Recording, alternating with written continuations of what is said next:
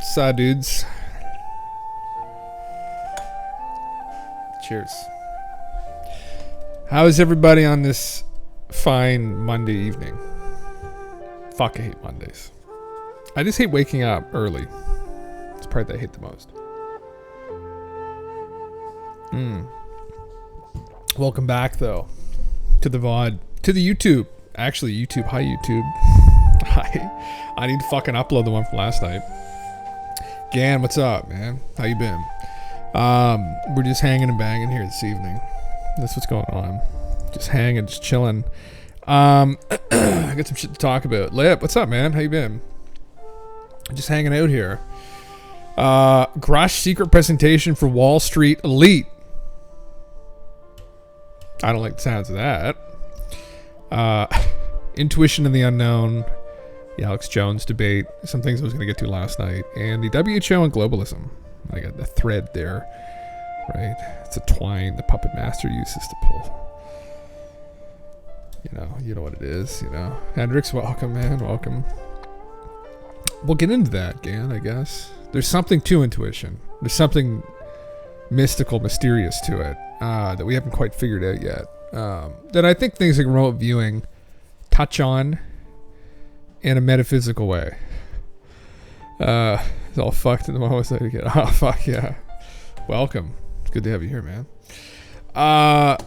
Yeah. For people watching these VODs, please consider giving me a follow. I'm at 266 followers. I'm trying to get to just a measly 1,000. Just a breadcrumb, really, compared to some other people's follows. So please consider giving me a follow if you haven't already. But yeah, let's get into it here, I guess. Some things I wanted to cover. Some videos I kind of want to watch. I haven't had a chance to watch, really. I just saw this. Hendrix, you posted a couple of these things here. I just saw this thing on Twitter, actually. So this guy here, David Menzies, he is the guy behind Rebel News Network.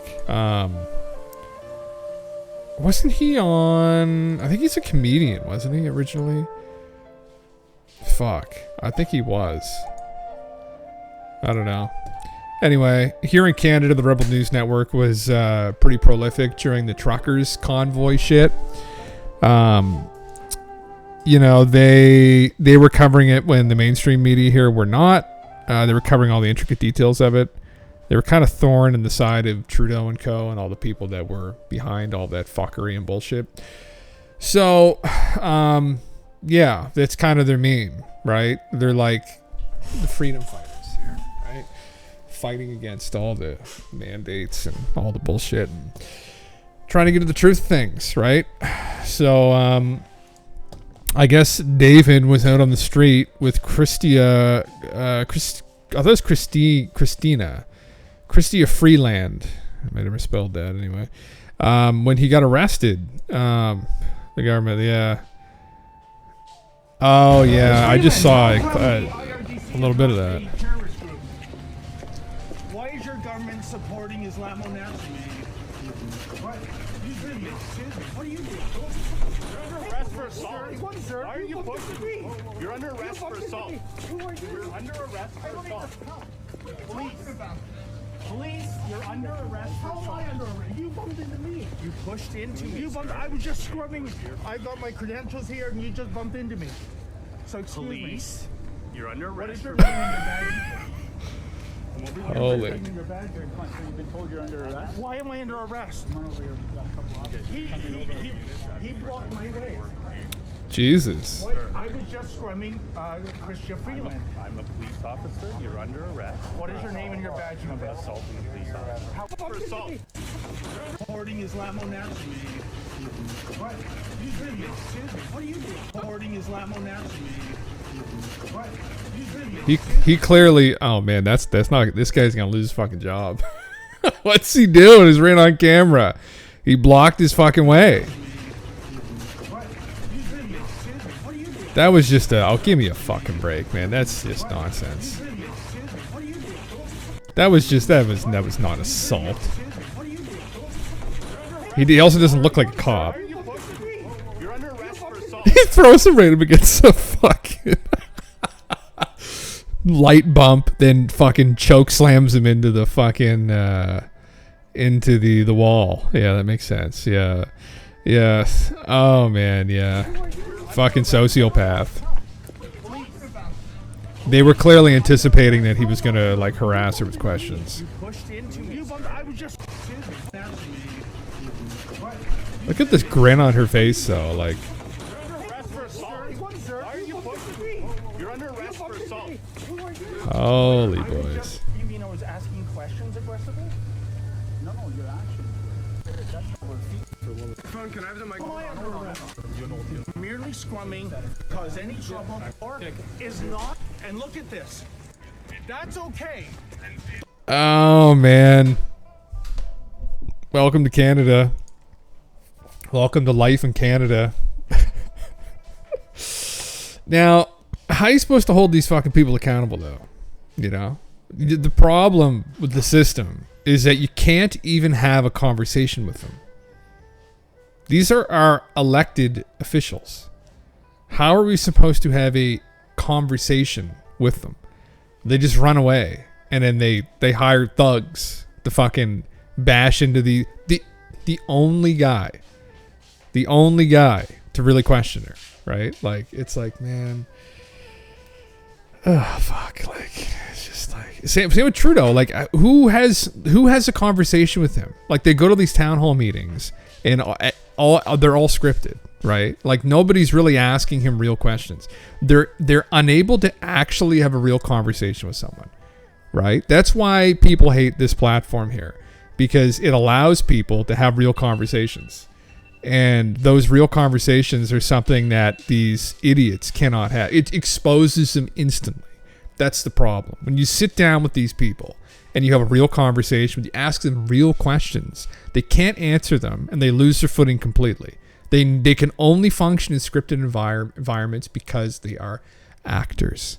That is exactly why. Because they're being pulled along on strings and they just do as they're told. And when they don't have that platform, they're useless. They can't talk. I've heard this of Trudeau for a while.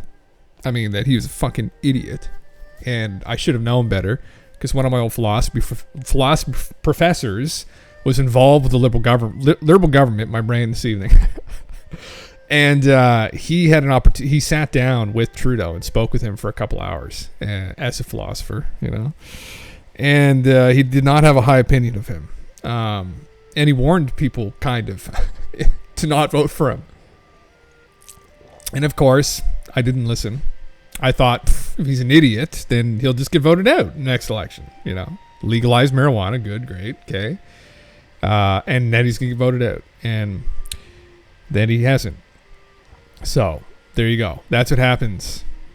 I took the bait. I took the fucking bait. I said sure, but at the time, I don't know who else was running, honestly. You know, at least in serious views, and most level people will realize that he did not do any assault. That's exactly right. Yeah, man. Well, if anything, that cop, I don't think he realizes what fucking he's just unleashed on himself here all over fucking Twitter. Like, oh God, probably got told to do that. You know, I'll think of him. He probably got told to fucking do that by somebody, some superior, and now he's gonna get absolutely fucking flamed. And you know. Anyway, Rabbit, welcome. Well, man, and you know, I can't call for that on here, but but I think we definitely, people need to start having more conversations, like in smaller, like local settings, like kind of, it needs to start at town hall level, kind of, at least here in Canada and other countries too, though. United States is the same fucking problem. I mean, you know, a lot of Western democracies probably have the same problem right now. But we need to sit down and have a conversation about how many people are compromised, how compromised the system might be, ways to fix it, ways to address it. There are ways to go about it. In the United States, it's actually much easier legally, where if for whatever reason proof can be put forward, enough proof, then they have the right to overturn the government, the people. The problem is organizing the people, which is my concern when I see platforms like this starting to thrive, where these legitimate conversations are starting to occur, and then these dickheads at the WEF, these globalist elite types, start talking about, oh, well, the internet might just go out in 2024 from a big cyber attack. We don't know where it's going to come from. You're the only fuckers to benefit from that scenario. Where do we think it's going to come from? Exactly. The problem is fifth generation warfare. We don't know who these people are, really. So, lovely. Anyway, he got us all stoned and complacent, man. That's it, though. That's exactly it. Once the edibles hit the shelves, people were just like, "Fuck, really?" Like, yeah. No, I don't know. It's fucking, yeah. Anyway. Don't even do that. Yeah, I know, man. Yeah, I know. They're still cracking down on the drugs. Although in Vancouver, I think the whole all drugs are legal thing kind of may have backfired a little bit, but who knows? Yeah, man, it absolutely is. It's we're at the precipice of something. Well, I'm gonna keep fucking saying this, but I'm inclined to think that there's going to be some kind of takedown of the internet, because at this rate, these kinds of people are starting to kind of get exposed. The whole narrative's getting exposed by a lot, and I'm hearing conversations about this kind of shit just out in public now. And I don't know if these people pulling the strings want to stay in control. They really don't have another option than to try and take down the internet. And maybe something will prevent that from happening. I don't know, like literal miracle. Who the fuck knows? Yeah. But yeah, that's what I would be. That's what I'm anticipating this year. This is going to be some giant fucking cyber attack that takes down the fucking internet and or cripples it. But anyway, try and stay positive. This keeps going on. They've got a thing here on Twitter. It says he's saying the media aren't covering it. Almost nothing about this in the news, and they say all major German media outlets are reporting on what is called a Bonner protest in Germany. Now they are. They fucking weren't up until very recently, until they like literally took over the cities. But they're like just literally like, fuck you guys, like let's go. Like Germany's having its own trucker protest right now. The difference is it's on like fucking steroids. It's on another level than what happened here. Every farmer, it seems, is like just protesting for different reasons as well, but same fucking bullshit bureaucracy. Like they're just trying to suck us dry. That's all they want to do. Look at this. Good enough. Man, the pushback has begun. Yeah, I was following that, Gania, the fucking Miami Mall thing. Yeah, I think it's like a TikTok craze kind of thing that's been going on, like hysteria a little bit. I had a similar opinion to the whole MH370 thing. I mean, still, listen, spicy, interesting. I love a good story. I love a good schizo story, as probably people know. I live for them. But yeah, it doesn't appear to me to be anything. It's a problem with social media to some degree, is you have people who are very opportunistic too, that were at these places that realize this is getting them views, and so telling these stories is going to blow them up. Listen, most of us down here in the real world working the fucking 9 to 5s, the fucking 7 to 5s, whatever, you know, it fucking sucks. You're in a fucking grind fest. You want to get the fuck out of it. I understand why you'd go on TikTok and start fucking memeing that aliens are at the Miami Mall. I get it, right? You want to blow up, but yeah, I don't know. Really? Well, that might be it though, man. Yeah, maybe that will be a good thing for a while. Maybe that will start to push people kind of acting in their communities more, right? Maybe we'll kind of get people back together, being social again, growing food, etc. That or everyone will just become really isolated and just start going insane, and we'll have like a zombie movie. I hope it's not the latter, but at some point, and I did want to pull this video up that I didn't watch, and I think I fucking forgot to pull it up again. Where is it? Here it is right here. But there's been a lot of talk about how to fix this problem.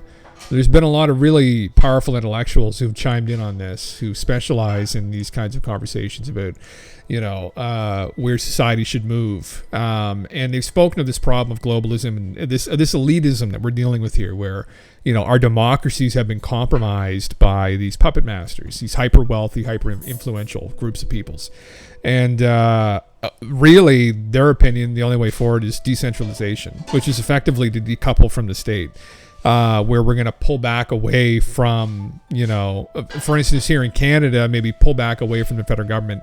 The problem is, like many states, provinces are very dependent upon federal assistance, right? We're latched right onto the fucking teat pretty hard, right? And we're just sucking all day long. So what we got to fucking do is we've got to fucking decouple from that, take the brunt, take the hit, even decouple away from the kind of globalist model where, we kind of pull back into maybe smaller communities even. And that might have to happen, as uncomfortable as that'll be.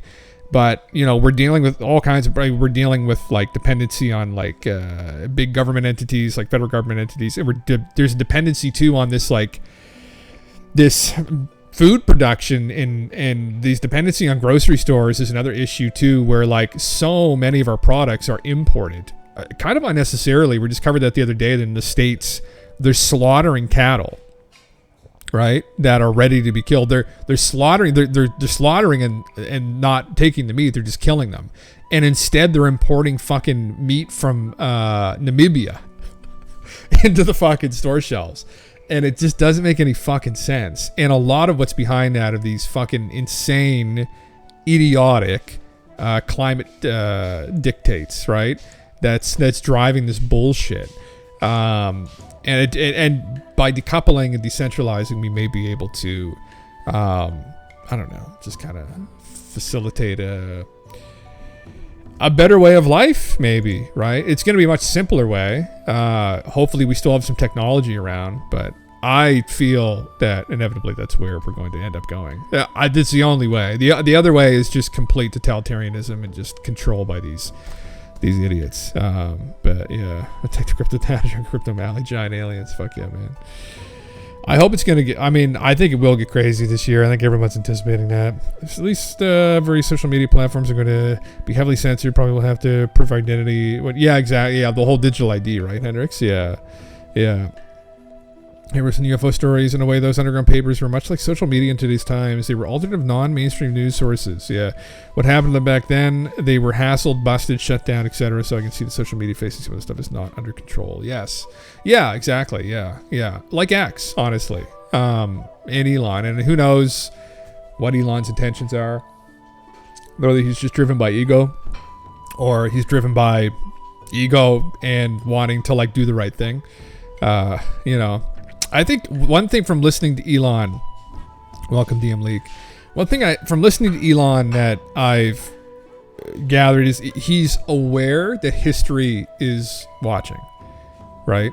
And that's something I think some of these globalist types, maybe they feel if they can get in enough control, they'll be able to manipulate the narrative of history, which is what's happened in times past, that, the victor kind of writes history, right? And writes it how they want it to be written, right? But I think we're approaching a time when maybe, considering what we talk about here with these things flying around, there may be like a grander, like a more broad history that we're not involved in writing down that might be written down and remembered. And being on the right side of history would be a good idea. Because these people, objectively, the globalist types, are on the wrong fucking side of history. Clearly. They're not on the side of humanity. They're on the side of weakness. It's the service to self mentality they have, where they just want they're desperate for control. So, yeah, he is, man. But there are people who've gotten themselves to that point who, again, maybe we should clarify when talking about like elite types. They're like, there's guys that run like MasterCard, Visa, fucking American Express, like the CEOs, like these are influential people. Whoever is pulling the strings in the West, and it's not just one person, it'd be groups of people. I think they're beyond probably Elon. I mean, there's some good documentaries online about some of these very wealthy families out of Bavaria. One of them, a lot of people are familiar with, is the Rothschild family. They were like oil barons and shit, but like they have generational wealth far beyond probably anything Elon's mustered, right? Like some of these people don't make it on the world's richest people list. Like the Saudi Arabian families, they're like the sheiks, man. No one knows, like they're up there with some of the wealthiest, if not the wealthiest people on planet Earth. Like same with the Vatican. The Vatican, these are elected but officials, but that entity is also an extremely wealthy place, and I would imagine that there's some shit going on there behind the scenes as well. I mean, you're looking at like an organization that goes back almost 2,000 years, and another place where like just to put a number on their wealth would be fucking ridiculous. So there are some people out in the world that are far more influential than Elon. Elon was nobody. He started up with fucking PayPal and shit, and he's gotten to a point where he's very influential, but I think there are people that are far more influential than Elon. But yeah, behind the scenes too, right? I mean, what Elon's doing, I mean, he's kind of a celebrity, right? He's like the rich celebrity. Like if you were someone really pulling strings, like you wouldn't want to put yourself in the line of fire. You want to stay out of the fucking chess game, right? You want to be playing the pieces. You don't want to be one of the pieces on the board, right? Like, so, yeah. Civilization peaked at the city state. Well, things got too out of control, man. That's one of the problems, buddy. Things got way too complicated, and democracy just doesn't really work very well when it's extrapolated out to the degree that it has. It's too susceptible to corruption, and I mean, honestly, people who don't think it's corrupted are just incredibly naive. I mean, clearly it's corrupted all to hell. I mean, now whether full-blown elections are being stolen, I wouldn't even be surprised. Honestly, we do this in developing countries. Our Western intelligence agencies regularly go into developing countries and fucking fuck up the elections, right? Who's to say that hyper wealthy individuals aren't doing that with some of the bigger countries and haven't been engaged in doing that? Like, it's why Kiwi Farms is valuable. It's one of the places where one wants to call a spade or make fun of men and women's clothes. Oh, Jesus Christ, yeah. Yeah, no, well, it's people's argument for 4chan too, and those kind of sites, that they're toxic, but that it's this kind of like freedom. It's this wild west of the internet. It's kind of what the internet was like, that things have become so regulated and regimented, and that it's one of the things about this platform that I like because it's actually moderated, unlike 4chan, but they still have this kind of philosophy of freedom of speech in mind. So they value it. They understand it too. Yeah.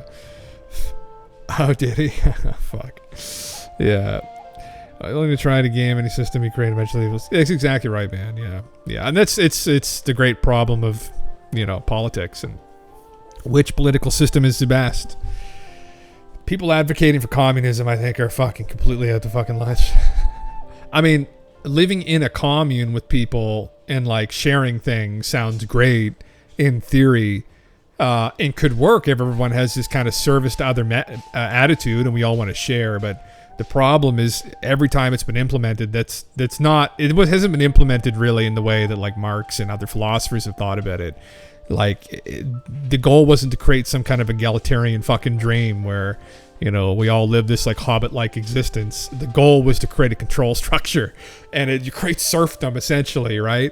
That's essentially what happens. And people advocating for that here now still are just like, fuck guys, like you're not paying attention. Like I know there's some big names on Twitch that advocate for that quite a bit. It's like a meme to be communist. It's like it's kind of like really historically ignorant thing to say, because that political ideology has led to the deaths of more people than I think fucking anything.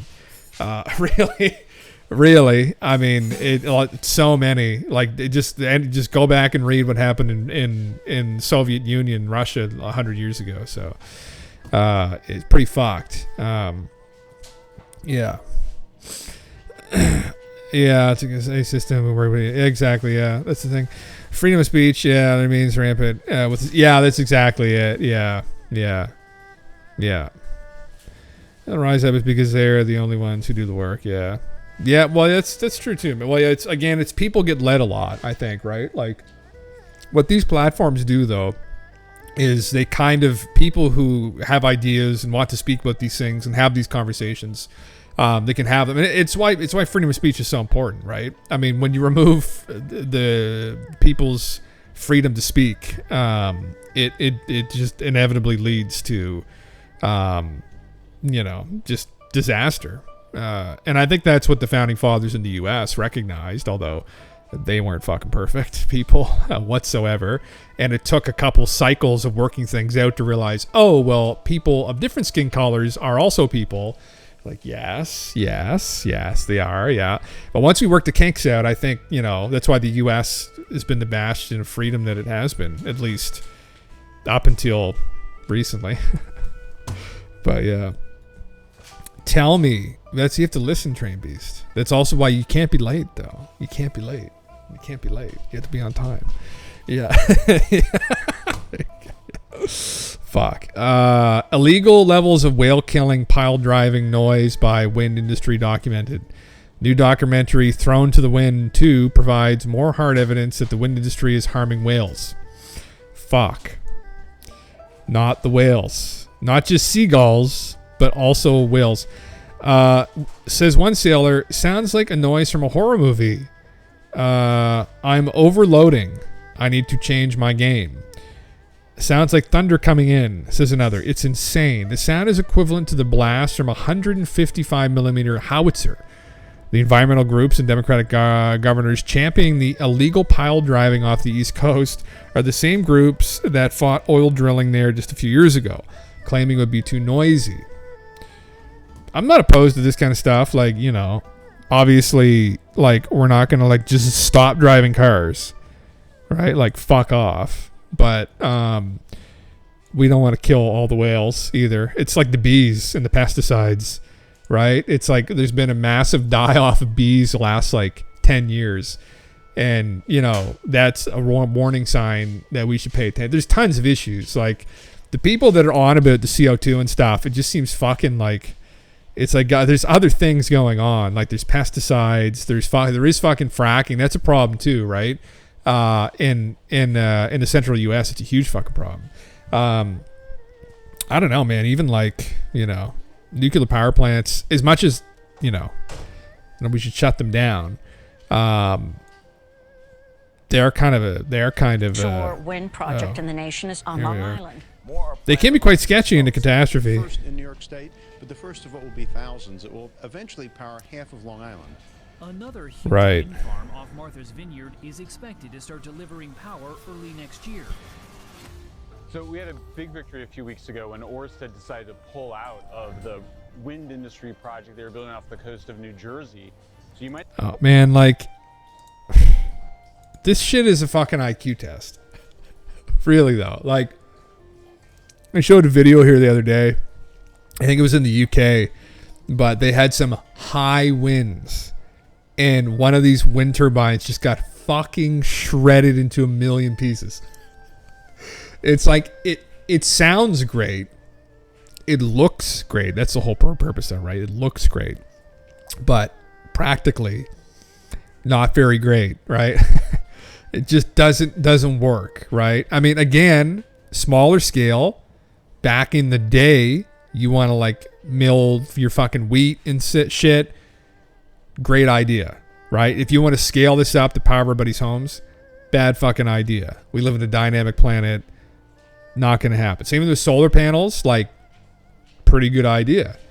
Till a massive fucking hailstorm, right, takes out all of your solar panel fucking shingles in your house, right? Or completely decimates an entire, again, farm of solar panels, and they're rendered completely fucking useless overnight. It's like, fuck, right? Again, sounds great, looks great, not great.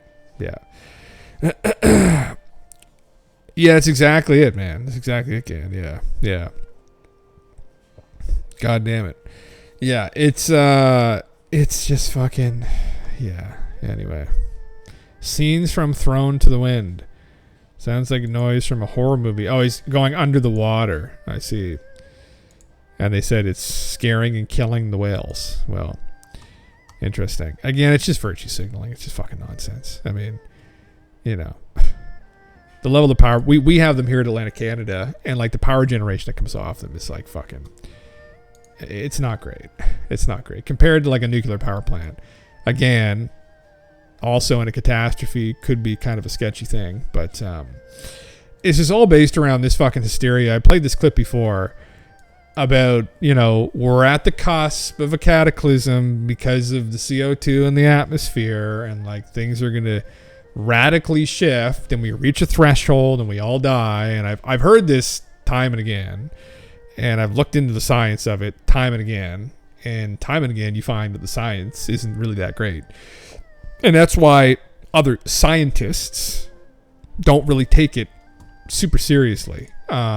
You have climatologists, people that study the climate, even, who've been speaking out against this political rhetoric about, like, you know, oh, well, this is going to, you know, the ice caps are going to melt. We're all going to fucking drown. Like Al Gore fucking 20 years ago saying in, like, what, 2018 or some shit, like, New York would be, like, underwater. It's like, how does he go outside, though? Like, how people just allow, same thing with George Bush, right? And Tony Blair. It's like, how do these fucking idiots, how are they allowed to go outside?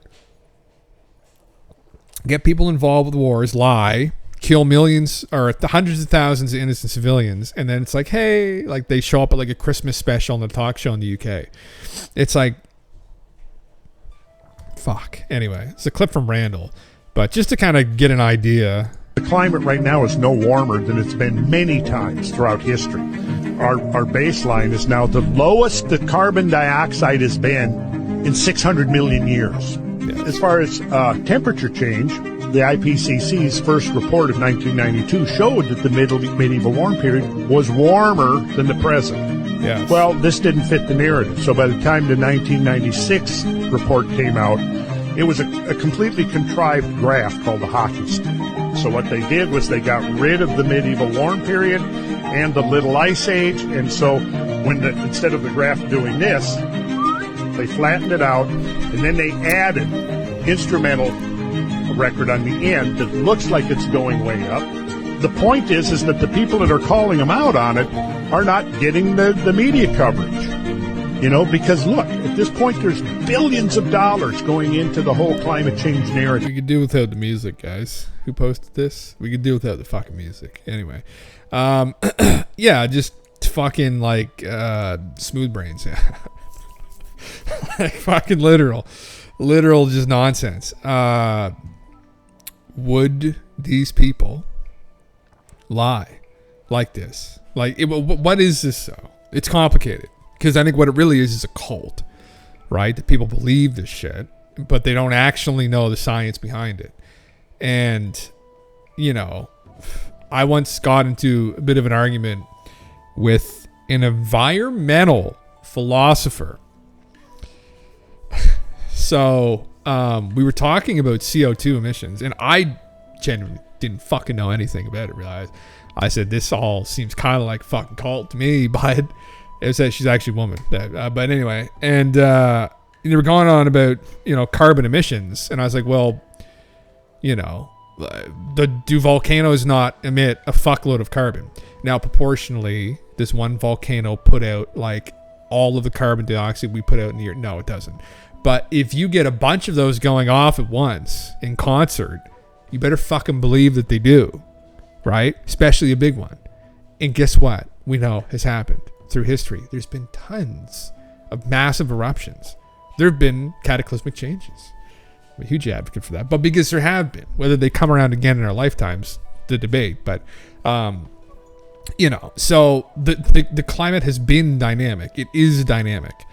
And this is much more complicated. This is psychologically very, like, nefarious stuff that's going on here. And the modus operandi is to try and pin this onto people. It's some kind of guild. They're trying to put this onto the general public, which is absolutely ridiculous, because the people purporting this conspiracy onto the general public are the ones contributing massively, right, to their carbon footprints are huge. Like, they fly around in private jets all fucking day, which put out like many times what probably a fucking small neighborhood would put out in emissions in like a fucking week, right? So it's just the hypocrisy of these people is just unbelievable. And still they go around and they spout all this bullshit. And all it takes really is for people to go and listen to some geologists and some climatologists who like are into studying the climate like longer than just like this little snippet of history, right? Like, go back a little bit more and you'll see that things are pretty fucking dynamic. Doesn't mean we're not polluting things. Like, I don't like living in a dirty city that has a fuckload of pollution in it. Like, I wish we had a cleaner energy source. I think everybody does. It's just that it's not worth upending our entire economy over. Right, like that hysteria, that cult-like attitude, installing, again, like in like windmills and shit and solar panels. Like, again, like it sounds like a good idea. I don't know genuinely, but it seems like they don't really work very fucking well.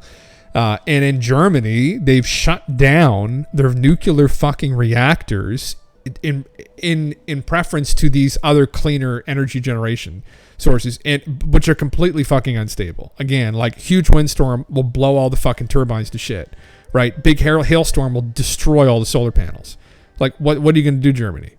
What the fuck are you going to do when that happens? Like, no one's going to have any fucking power, right? Like, it's anyway.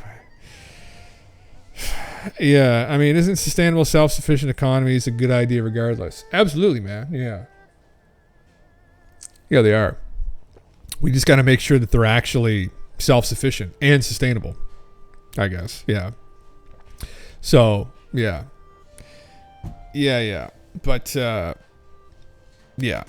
And I mean, I'm like Blip, I'm not fucking opposed to clean sources of energy at all. I think we desperately fucking need one. But this hysteria has gone to the point where, again, they're shutting down the nuclear fucking reactors, and then jacking the energy prices up too, which is, again, hopefully they don't start doing here in North America. I mean, like Biden literally came out and said, I think by 2030, he wants most vehicles in the United States, a lot of these car manufacturers, to be solely making vehicles out of electric, or they wants them to be solely making EV, electric vehicles. And it's like the power grid can't handle that. Like, they just can't handle it. Especially if you're going to go around and start shutting down nuclear reactors and shit, and like coal plants and shit, in preference to windmills, like, wind turbines, and solar panels, which just don't generate enough electricity. Yeah. Well, that's the thing, man. Now, when would it be a bad idea, I guess? Let's say you're a hyper wealthy family from Bavaria, actually, from this area, right, where Germany lies within.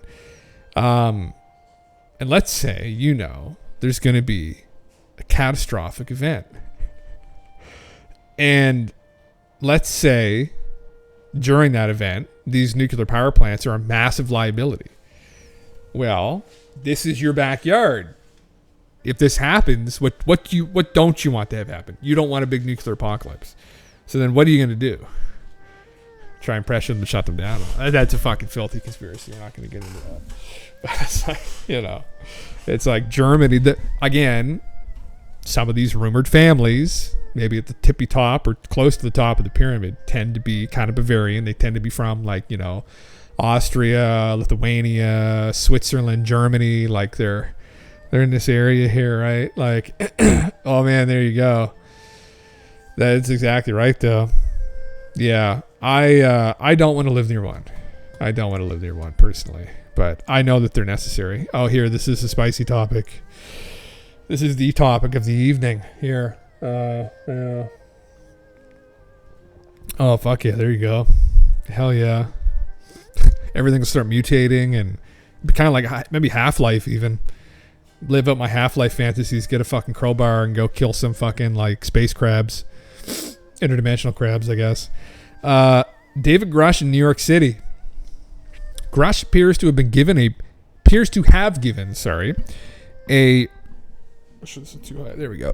a private presentation to 60 people organized by a Wall Street bigwig. He says an adversary country is considering UFO disclosure to get ahead of the U.S. I would probably say Russia. The non-human intelligence related to UAP look like the typical gray aliens. I don't think he said that before, has he? It's a pretty big deal. The U.S. has a UFO craft with a diameter of 40 feet. However, once a person goes inside, it appears to be the size of a football field. The craft is able to produce 1 terawatt of energy. Only about 50 people know the full extent of the nature of the UFO phenomena. Grush remains hopeful for UFO disclosure. Here he is. That's very interesting. This is maybe a part of what he's about to kind of reveal going forward, that the NHI related to the UAP look like the Greys.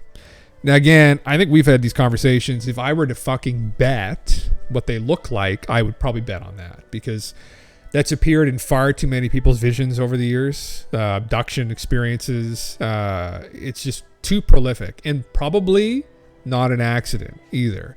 It's probably something that has been intentionally inserted into the narrative, right? Because that might be what they look like. Maybe they intended that to happen. Betty and Barney Hill's encounter too. Now, my question is, where are they from? Because if he says Zeta Reticuli, then my interest is going to be really fucking piqued. That's going to really pique my interest, because that will correlate to Betty and Barney Hill's story, which a lot of people, I don't want to say I believe, but I would say that it was extremely compelling. And people who I have a lot of respect for had faith in them, I guess. So, like Stanton Friedman had faith in Betty's story. She worked with too many accredited people. She was completely willing to work with any accredited psychologist, psychiatrist, and to get to the bottom of it. She was genuinely curious as to what happened, and I think that spoke volumes to maybe the legitimacy of her encounter. So then, if she speaks candidly, while under, about these gray beings, and they say they're from Zeta Reticuli, et cetera, it's like, well, we should probably consider that in here going forward as potentially who's flying around in these things. And Bob Lazar, as wacky as the fucking guy is, there's something to his story. Something fucking happened, right? He was involved in some capacity in some kind of top secret project to do with something like this. And he states that pretty, he's pretty convicted that they were from Zeta Reticuli. At least those are what the documents he read said. That's where the beings were from. So, did he just make that up? Did he just read Betty and Barney Hill's account? Back in the late 1980s, Stanton got involved with Betty and Barney Hill fairly early on. I'd like to say in the 60s, maybe early 70s. So there were works put out by him and talk about this back then, but I don't know how prolific ufology was really in the late 80s. I feel like, and I wasn't around then because I was born in 1990, but the mid 90s seemed to be the real boom when it really happened, because that was kind of the onset of the internet age. And then that's really what I feel like, as looking through the history, kicked it off properly. So maybe Bob was aware of that story, maybe not. If he wasn't, that's it's correlative. So, but on Grace 2, only the fact that no other alien depiction scares the fucking me like Grace 2. Oh, really? Primal instinctual fear, yeah. Have you had encounters of your own, Blip? Have you had some fucking encounters? Oh, really? Yeah. Well, that's the thing. Yeah, man. Fuck. You know what scared me as a kid, was, I've showed this before, was Travis Walton's Hollywood account, Fire in the Sky. I remember watching it as a kid on TV, And these aliens here, which don't really look like grays, they look more like they're like fucking, I don't even know what you want to fucking call these guys. Just ugly. Evil. But like this whole thing where like they like run him out, like strip him naked, put this flesh over his face, and then do these like experiments and shit, and like they just look like evil. Like, looks like grandpa. It kind of do look like grandpas, don't they? Like fucking one too many cigs. Just fucking, you know, a couple rounds of chemo and fucking there he is. There he is on the ship. Yeah. Yeah. But yeah, fuck, man. Just a brutal telling. It did traumatize me as a kid. Made me really afraid of them. But it's funny because, again, everyone probably knows this anecdote, but for people that have seen Fire in the Sky, there he is there under the skin. Yeah, in Travis's own account, so here's Travis here, in the actual account, it was the other way around, that the aliens were terrified of him. So as soon as he got sucked up, he became completely hysterical. He grabbed the nearest object to him, which was this long, like, glass-looking tube, and just started swinging it at the fucking aliens. There were 3 of them. And he hit one of them and knocked it over. And then they, like, scurried out of the room. So it's kind of funny. Like, Hollywood painted this as, like, oh, the aliens are evil, and they held him down to the table. But in reality, it was the human that was the fucking danger in the room. That probably scared the fuck out of the aliens. Just picked up an object, started swinging it. They're like, who's this dumb fucking monkey? And afterwards, he made his way out of that room into another room, started playing around with some stuff. Then some human came with a bowl on his head, grabbed his arm and led him into another room where there were more humans, and then they forced him down onto the table and put something over his face, like just a gas mask almost, and it knocked him out. So, yeah, Defender of Earth, yeah. Yeah, fucking Agent of Chaos probably is more what he was then. But yeah, Hollywood's narrative here that all aliens are bad, all aliens are evil, don't talk to aliens, you know. Was that intentional? You know, was there some kind of a psyop purported onto people through Hollywood that aliens were negative? There were a couple instances, I guess, like one in the 80s, like with E.T., that like didn't show the aliens as being negative and grotesque and brutal, but a lot of depictions of aliens in Hollywood have them being like grotesque and brutal and just grimy and slimy, and like they're never just like more refined than us and just better, nicer. Right? It's always the other way around, which I always find suspicious, right? Like, yeah. Same, Blip. Yeah, exactly the same. I've told it here before, but when I was a kid, I would have sleep paralysis as a kid in like my room.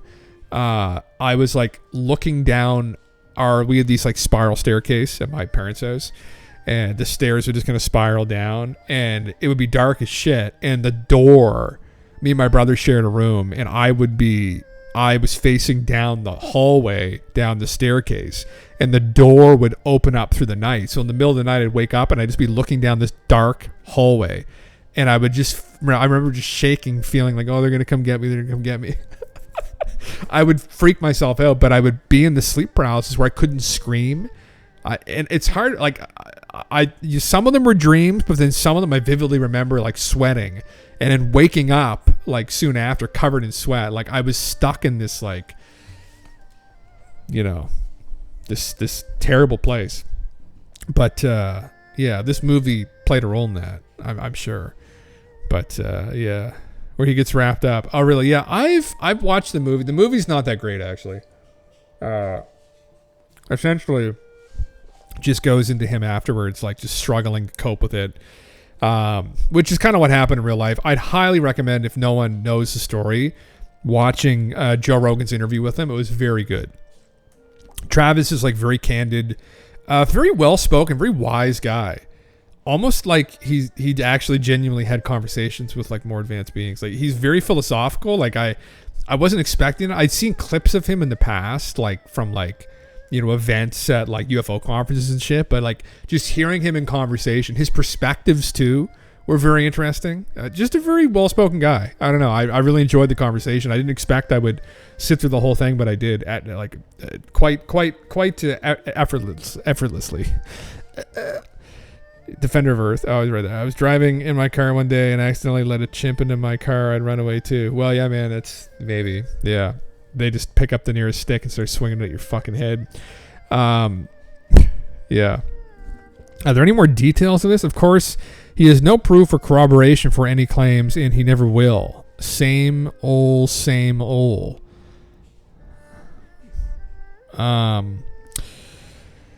Yeah, I don't know. Well, man, I wouldn't say that. How the fuck how do you know that? What's this guy's name? He's John Fredericks. He's a NYPD Bronx homicide sergeant hostage negotiation team. I don't know, bro. I mean, I don't fucking know where you're getting that from. Like, this is very different. But again, are people going to listen to that? Link to the post. Gresh saying his first-hand knowledge. Where did this get taken down or something? Maybe it did. I'm looking to see if there's any more info on this. This was something else here. Gresh, Adversary Nation. Yeah, here we go. U.S. program developed the ability to track and detect UAP in atmosphere and space. Interesting. Yeah. Someone asked him about this, and what he said was that he was part of an extremely secret program that had figured out how to track and find UAPs in our atmosphere and near Earth orbit. He said his op-ed will include much more details regarding this. Oh, interesting. Okay. Spicy. The interesting thing for me is the Adversary Nation may move towards disclosure ahead of the U.S. As to who that would be. And I have a feeling it would probably be Russia. I can't imagine China would, but that Putin may be thinking about blowing the whistle on all this shit. It would certainly make some of these Western nations look fucking stupid. Definitely. There's a lot of optics going on right now, like them trying to ferment some kind of world war with, you know, Russia, China, fucking, you know, India. So Iran, I guess, probably first most, but yeah. Interesting now. Project Sentient is the name of the program ran by the NRO.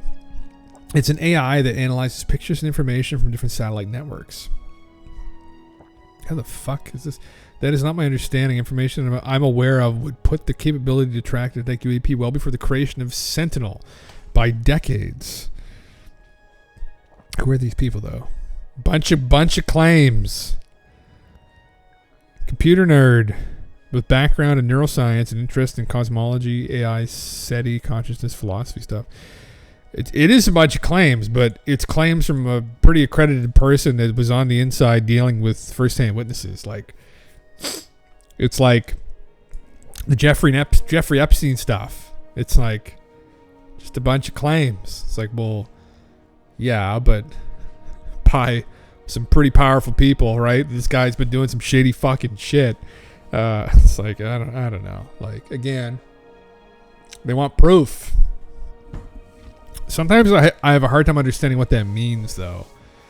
Like, do they mean that they want, like, a piece of an alien? Or didn't Gresh say before part of his responsibility in NRO was analyzing pictures of UAP? That would definitely give him a first-hand experience. Did he state that explicitly? Yeah, I wasn't sure if he did. Blip. I was unsure if he had said that. He said that he has had access to first-hand. That he said he's had hands-on with stuff. He said that very recently. He was going to expand on that soon in this op-ed he's writing. But what that is specifically, I didn't know. I mean, he was with the NRO, so maybe that would make sense. Yeah, there were really clear satellite pictures which would track. Okay, yeah, I do remember that. Yeah, I'm curious. Yeah, how clear? Like, can we see Pleiadians and shit in them? Like up close? It'd be interesting. I mean, I don't even know. Again, what are they going to release? What are these first-hand witnesses going to release that's going to change people's minds. There will always be a way out though with this. I don't think there always will be some element of doubt probably with this stuff. Even if Joe Biden came out walking with the aliens, like how many people are going to claim that that's like fucking a hologram or that's a psyop or they're just doing this to try and get us to go to war with some other alien race? Like, it's never going to stop. There's always going to be a way out of it. It's a reluctance to not consider and digest all of the other information that's been out there. Really, it's I would argue really intellectual laziness. Really, is kind of what it is. And if you've digested all of that material and come to the conclusion that it's still just all bullshit, then I don't know. Good luck. I mean, good luck. We can debate on like what bits and pieces are maybe worth more than others, but it clearly paints a picture there's something going on here. It's very clear. It's very disturbing that we would have people maybe who have actually digested all the material properly that would still come to this conclusion that this is nothing to like write home about. This is all bullshit. Maybe this is some mass hallucination. Like, it's just completely illogical. I don't know. It's what lends me to sometimes, think that there are some intentional disinformation agents out in the sphere. I don't like talking like that, but that some people who are just in this level of denial that doesn't make any sense, like, but will still be logical. Like, they still seem somewhat logical. And that's very suspicious to me that they would come to this conclusion when all signs and symptoms point to there being something going on here. And again, depending on how much of the anecdotal stuff you want to take into account and digest, like that, it's extraterrestrial. It's not from here. So anyway, yeah, this is interesting. The fact he's saying this behind closed doors and the fact he's probably been paid to say this is obviously a little bit like disconcerting, I guess, a little bit. It's like, you get down this like slippery fucking slope of like some of these fucking, the dollar bills start calling. The dollar starts fucking hollering, fuck. I tried to make it dollar holla. Anyway, trying to rhyme it. Fuck it. I hope he doesn't get compromised. I hope he doesn't sell out. I don't think he's going to, but fuck, man. I'd be so sad if he did. Be so sad. We don't want like a Stephen Greer 2.0. Not that Stephen ever had access to anything classified or was accredited anywhere near what Grush is, but we just don't want, because again, Stephen's press club thing 2001 was mint. It was great. And then from there, it just all went fucking downhill. Like, went to fucking selling flashlights, like, real quick. So, yeah. Yeah, this probably disclosed. I think the question is whether it's actually aliens or they're just using aliens as a smokescreen. Yeah. For me personally, I think the evidence, the anecdotal evidence is the literal mountain of it is overwhelming that what we're dealing with is extraterrestrial. It's very obscure. I think it's also intentionally obscure as well. And it's just so far beyond us that I think we are just struggling to like really digest it. And that's why I'm curious if we ever get to the point where like we're able to actually have conscious contact, or even if as like a society are able to like really properly reckon with this and like get faced with like the truth finally. Although there have been bits and pieces of the truth that have been coming out for years, like how people will deal with it. And again, it just could be so fucking complicated. Like, and I think, as I like to talk about metaphysical woo things on here, I think that it's all connected to woo. It's absolutely connected to woo. And, you can't, it's inseparable from it, unfortunately. And there may be many answers to like other questions that get answered with this topic coming out. Like life after death stuff, simulation theory. We're gonna, if we get answers on this, could be like a huge revelation that exceeds like, oh, we're not alone in the neighborhood anymore. It's like we're living in a fucking simulation now. like it could get really weird really quickly. I think it will. The main issue I see at this point is that you can't really get fully digested phenomena without understanding larger spiritual cosmology in which all this is taking place. Yeah, there you go. Welcome, Serpentine Rising. Yeah, that's exactly it. Yeah, it's inseparable from it. It's inherently a part of it. If you go through any of the abduction phenomena, the entire thing is very metaphysical. And I think it circles back to this kind of simulation theory-esque thing. I mean, this the holographic universe theory, simulation theories, all these different theories, but like aliens using computer programs to simulate us. Ultimately, what I'm referring to here is like more foundational thing where like the universe is being projected from somewhere else, and that maybe the beings, these aliens, are advanced enough to have figured this out. Considering that we're just about to figure this out, like we're at the cusp of figuring this out, and we've only really been technological for like a couple hundred years, and that's being generous, honestly. If you're dealing with civilizations that are like a million years ahead of us, I think they probably already fucking figured shit out. So, you know, their perspective may be very strange to us. Like they may come down here and start speaking like, oh, you're all souls in a cosmic well, and you're all just here to have an experience, and that's what life is. And oddly enough, that's what you hear time and again from these abduction accounts, that, you know, that's what, you know, that this kind of, you're in kind of a game, and we're in this game from different places. We're all similar. We're all part of this greater cosmology, as Serpentine had said as well. That's kind of where I think this is going to go. And that's going to be very uncomfortable. That's going to be talk about ontological shock. I mean, we're literally getting like answers that I don't think we ever thought would get answered. Maybe that's my hope, honestly. That would definitely precipitate an awakening. I think absolutely. I'm just gonna let my dog in the room, buddy. Come on, see mom. Watch out. Go on. Go see mom. Go on. Oh God, yeah, fuck, man. You know, fucking. God damn it. Yeah, no, hippie aliens. That's what they are, the rabbit. That's the thing, man. That's exactly what they are. I'd want to go eat a salad with the Pleiadian. They're just trying to pacify us so we stop attacking them with their anal probes and they abduct us. Maybe. Well, listen, I mean, maybe.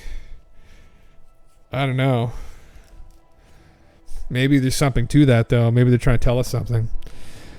Basically, initiation of spiritual sovereignty for people, in my opinion. We all have the capacity for contact when we develop our intuitive senses, which are our birthright. That's like the CE5 shit, right, Serpentine? That's like the Stephen Greer-esque kind of meme, right? Like that we can summon them at all times. I mean, we're talking about remote viewing here last night, and I was going to talk a little bit. There's a video that someone had reposted from Gary Nolan there, but talking about intuition. That, you know, the contact may be something that is occurring, and this is kind of like a schizo idea that's been implied by some people involved in the abduction phenomena, that the contact is happening all the time, every day, all hours of the day, whenever people want it to happen. The problem for people is it's not happening in people's conscious minds. It's happening in their subconscious. And this is extremely schizo concept, like literal schizophrenia to some degree, potentially. But that the only thing that, you know, precipitates contact is someone's intention to have contact. So all you need is an intention to speak with some visitors, and depending upon your intentions, you'll get a visit, right? But it's not something you'll consciously recall, and that this could be happening all the time, every night, even, right? When our brains shut down, when we log out of the simulation, right? When we lay down in bed and log out for 8 hours, right? That things may be happening there as well. Conversations may be being had. And it can be that strange, actually. I mean, we talk about simulation. I mean, that could be something. Now, why would they be doing this? I mean, there's a million different reasons put forward why, if that's the case. Why people don't really recall these experiences, these abductions. Why they only recall fragmented pieces of it. Why sometimes they'll go most of their life without recalling any of it, and then have a flash of all of these kinds of memories. And it isn't until they work with like a psychologist, psychiatrist, and they regress themselves through, they're like, oh my God, this shit's been happening off and on since I was a kid, right? And those accounts are very interesting to me, specifically the ones where they're dealing with highly accredited people who don't specialize in like, come get your UFO regression, right? Like some fucking woo person, like someone who isn't really into the area, and then they deal with people, regress them through these memories about having experiences with visitors. And like, it's suggestive that, again, this is like deeply metaphysical, because it's just so far beyond us. It's the only way that we can perceive it. And that is, again, suggestive of like just how powerful this force is, that like, I don't know, it's pervaded through all of us, maybe all of humanity at this point. Like that, everyone here potentially speaking, who's had an interest in this topic and maybe has had an intention to speak to visitors, has already had experiences. You just don't remember them, right? Again, have a truly schizo Monday here, right? Maybe drive some people literally complete the schizo, but like, you may have already had conversations. You just don't remember them.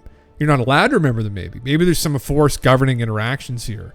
And part of the deal is that we're not allowed to consciously remember these encounters, right? So they very cleverly put them into our broken up minds, right? Which our minds are fragmented into our subconscious. And only after time, trauma, maybe digging through the memories, are we able to try and bring those to the forefront, to our conscious minds, and start to remember, recollect, oh, right, that wasn't just a dream that I had, right, those years ago. Oh my God, okay, right. So yeah, has developed his own protocol. My perspective is as a medium who trained outside of the paradigm. Oh, you're a medium, are you actually? Serpentine, interesting. I've had dealings with psychics in the past, some good, some bad, actually, but again, some good. So yeah, interesting. There's something to all. Again, you know, I'm not ignorant to mystical experience. Which I try and tell my philosophy friends, who sometimes would look at this stuff and be like, I'd be like, guys, we can't be ignorant to mystical experience because we don't know everything. There's still so much to know. We know objectively so little, right? To think we figured things out at this point in time, is the level of hubris is just fucking idiotic, absolutely idiotic, right? So, in life tends to sometimes, when you're that ignorant, throw you little curveballs once in a while that shake up your reality, right? That make you piss yourself in your seat. You're like, oh, okay, I don't know everything. Oh, yeah. Oh, yeah. Surprise, right? Yeah, the world's more complicated than we thought it was, right? We've only really been properly looking at it for, I don't fucking know, 60, 70 years. I mean, we've been speculating and hypothesizing about it for a long time, you know, since like the Greeks maybe, right? But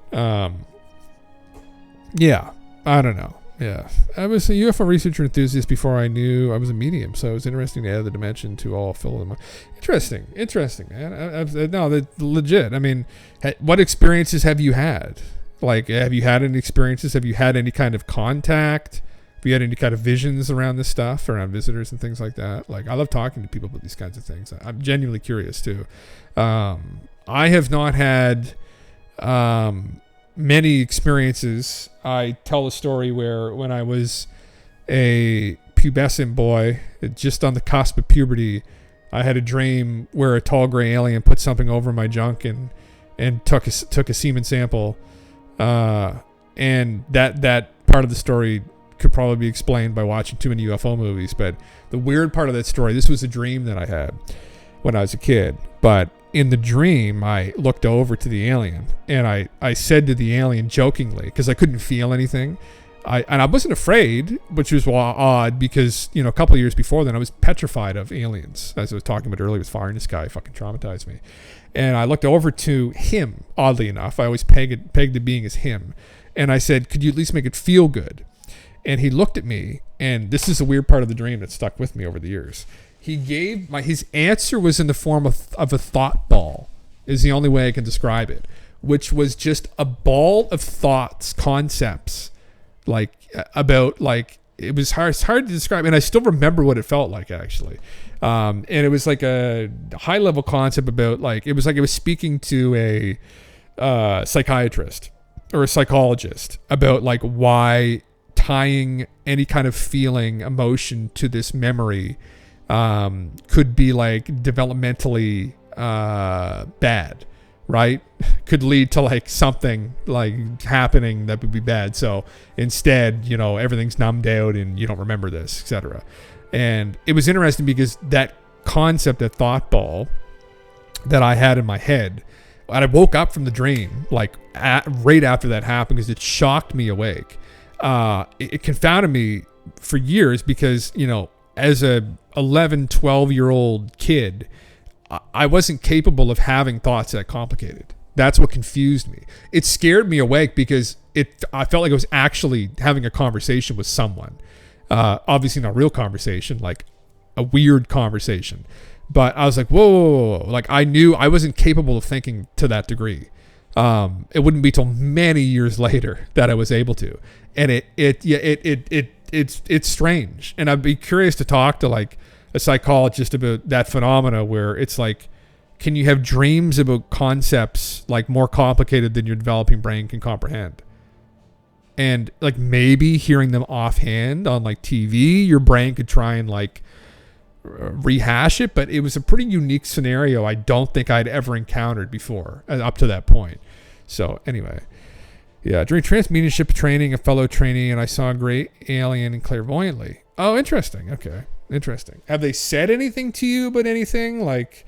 Have they said anything about like a cataclysm, like a catastrophe impending?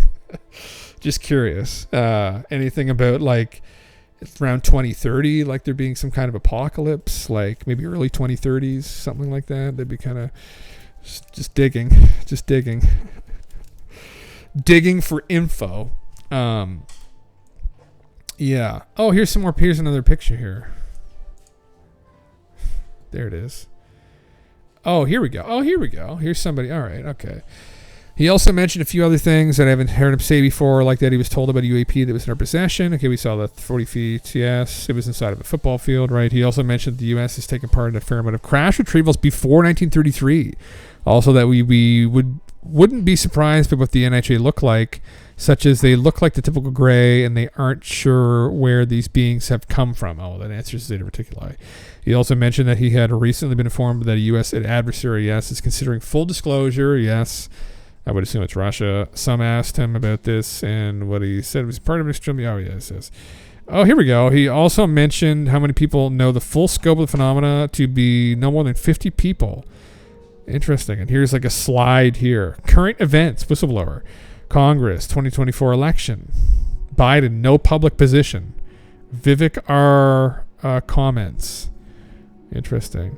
I really chatted with many, but as a mystic and knowing other mystics, we are definitely on the brink of some collective intensity for a time.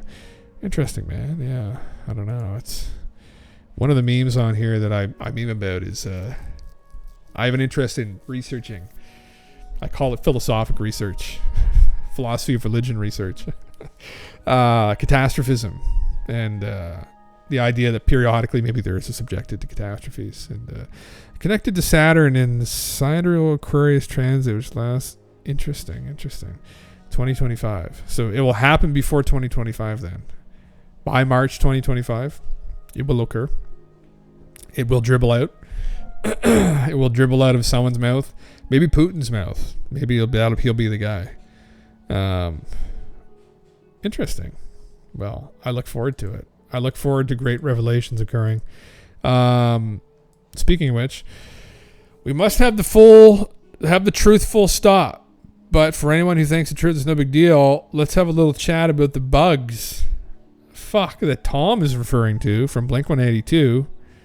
Shit, piss, fuck, cunt, cocksucker, motherfucker. How's family reunion go again? Tom's at the forefront of this now. Hard to believe, really.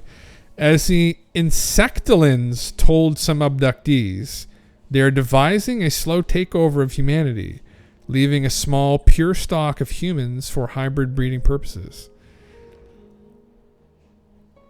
Right. How much fucking Adderall did Tom sniff? Oh, it wasn't even Tom. David M. Jacobs said that. Is that again? Oh, yeah. Oh, we know this guy. We just watched a video on this guy. Yeah, he's pretty crazy guy. God damn. I think, what was it, Finn put it that he's like John Mack on crack. Interesting. That sounds like a good time. Not a time I'd like to have myself, but I like to watch someone else have that much fun. Which we have in, I guess, some of the interviews he's given. Very interesting. Well, the not so innocents abroad. Yeah, this guy claims that like human alien hybrids are walking around everywhere, and there are people in charge of like trying to acclimate them into society, like showing them what forks are, how to live in an apartment, like how to make toast and stuff. And I said, fuck, that was really interesting. That sounds fucking crazy, man. But you know what? Who knows? I've seen some people walking around uptown that I fucking guarantee have some alien genetics in them. I just know it. They give off that vibe. There was just something going on there. Yes, sir. This is interesting talk, and I kind of want to watch this. So I've seen this interview. This is from an older interview, if I recall correctly. Yes, from a year ago. But I want to watch this again. I haven't really had a chance to. I only got 2 minutes in, as you saw. But Gary, again, a very well-spoken, very wise guy. Not afraid to kind of speculate and speak honestly on some of his own experiences. And I think it's important to do that. The world is a fantastic place. Sorry. And I think scientism has kind of grounded people too hard to the ground. They're stuck to it. And we kind of need to back away from that a little bit, because there's a lot of shit that we don't know. Right. And the last thing we want to be is ignorant to mystical experience, because we don't know more than we know, right? What we know is like a little tiny fraction of all there is objectively to know. So we don't want to be ignorant. And that's a quote from Carl Jung. And I love Carl Jung. Here's Carl. People don't know who Carl Jung is. He was a Swiss psychologist. Brilliant guy. Truly wise. One of the wiser men to live, I think. He was a philosopher in his own right, Swiss psychiatrist and psychoanalyst, but extremely wise. Many conversations with people over, these kinds of people have a very unique perspective that not a lot of people have, where some people like Carl, who lived for a long time, they were involved in some of his clients had gone to him since they were very young till the day they died. And he had this unique perspective of watching their whole life unfold. And he had seen that many times over with different people, different clients. And you begin to just get this perspective on the world, I think, that's very different. It just paints this very different picture, right? That almost like life is kind of like a play. And Jordan Peterson has the same kind of perspective. And he speaks with this kind of mysticism at times too, because that's kind of what it is. It's very mystical. It's very inspiring, and it's good to ground ourselves. We don't want to be off too deep in woo woo la la land, like talking with the reptilians through the walls and shit. And although maybe they are in the fucking walls. I don't fucking know though. But at the same time, we don't want to be ignorant to that mysticism, because it is out there. I'm a huge fan of Jung, a huge fan of his archetypes. As someone who loves the fantasy genre and loves playing like a rogue, right? I love his archetypes that he created. And for people that want to get into this kind of stuff, Myers-Briggs is a great thing. Myers-Briggs. This is I'm in philosophy, but I have an interest in philosophy. I'm a philosopher, but I'm not a psychologist. But I love Myers-Briggs personality types. It's just very inspiring and wonderful. And it was based off of Jung's archetypal personalities. And I love it. I've done it here before. I am an INFJ here, this wizard with this sick goatee. But yes. Yeah. And so in regards to all this, I think it's important to just kind of keep an open mind, and be careful, but also just Don't be ignorant. So anyway, with that in mind, and with speaking on some of these interesting mystical things that happen to people, here Gary speaks on this, on intuition. I'll just say this. This is something I haven't talked about ever publicly before. I had an experience in London once that I still don't understand to this day. It was like, I don't know why this always happens at 3:00 in the morning. It's hilarious, but for a lot of people. And I woke up and my whole body was just pulsing with like some sort of electric fire, like nothing I'd ever felt before. And feel it, but hear it and feel it from the tip of my toes to my fingers, whole body. And right as I woke up, it wasn't even words. It was more like but it was clear. It was the words, "This is how you connect." And it went on for about 15 seconds. And then I just said, whatever, stop. This has got to stop.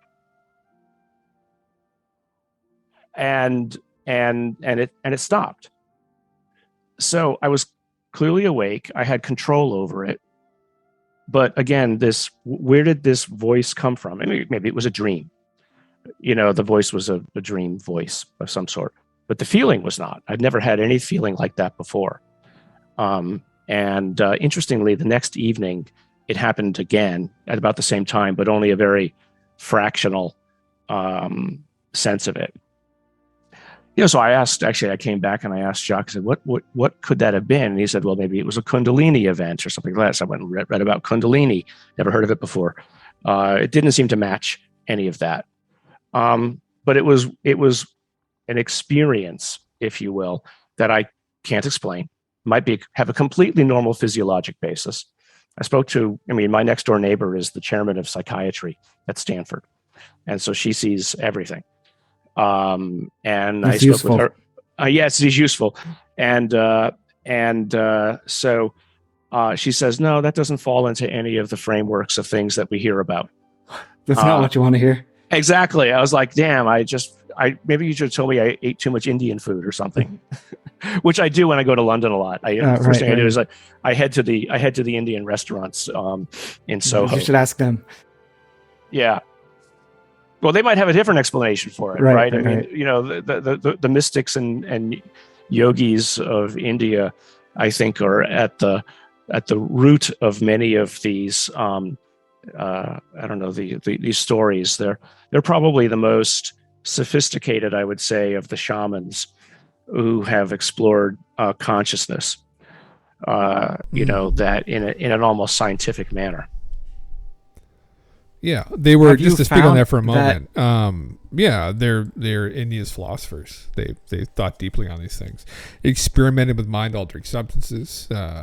Interestingly, I have an interest in altered states of consciousness, but through hypnosis. Hypnosis is a very interesting phenomena.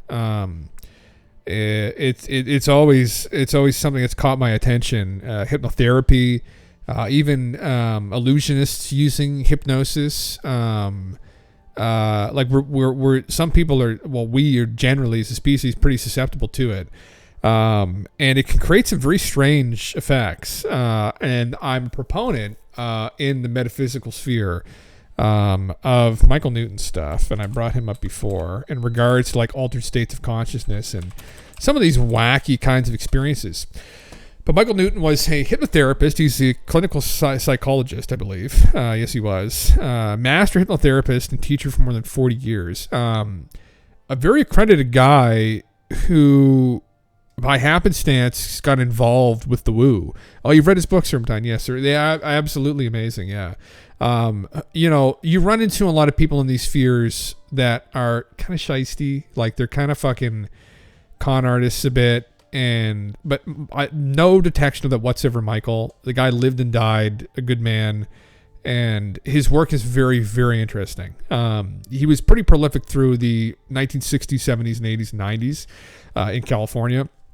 And he did these like regressions with people where he would put them into this altered state of consciousness with hypnotherapy, which you'll do, and then work through, traumatic events in their life and their childhood. Maybe they fell and stabbed themselves with a fork or something, and now they're afraid of sharp objects, et cetera, et cetera. But he was playing around with consciousness, literally through hypnotherapy, by getting people deeper into a deeper state. Now, what's problematic with that? Well, if you go too deep, they're going to go to sleep, right? And the closer you get to that place, some people say it's sketchier because you'll start to get hallucinations and dream states. But he got people down just low enough to where something else was coming through, as odd as that sounds. And it's an interesting phenomena that isn't really explored enough.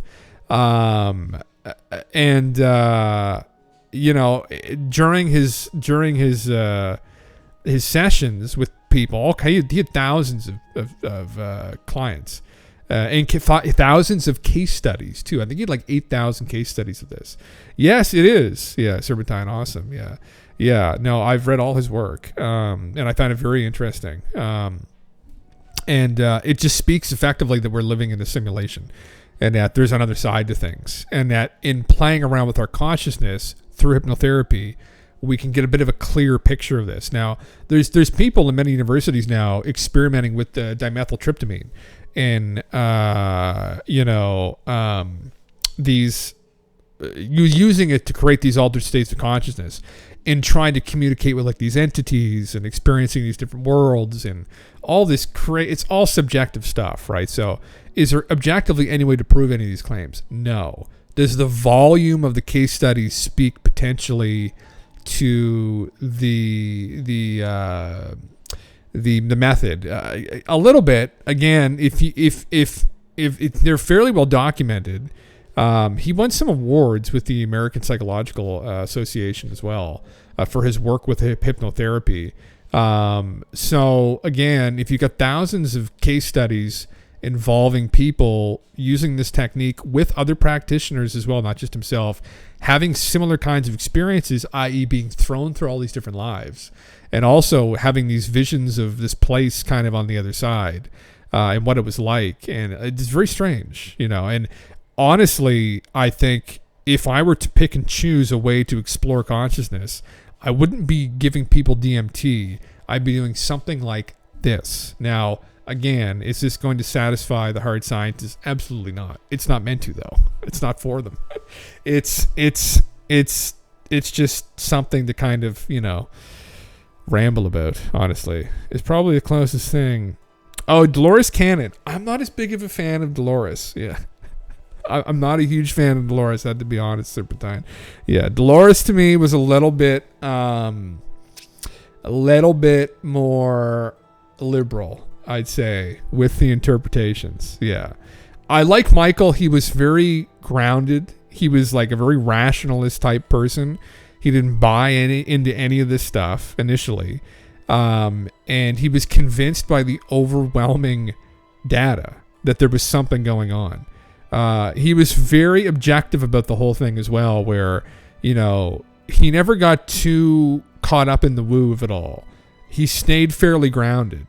He was fairly convicted in his technique and in his methods, and that what he was experiencing was some real phenomena, after having had it done to himself as well by other practitioners. But a window maybe truly into the other side that over time we can maybe try to work at proving and expanding upon.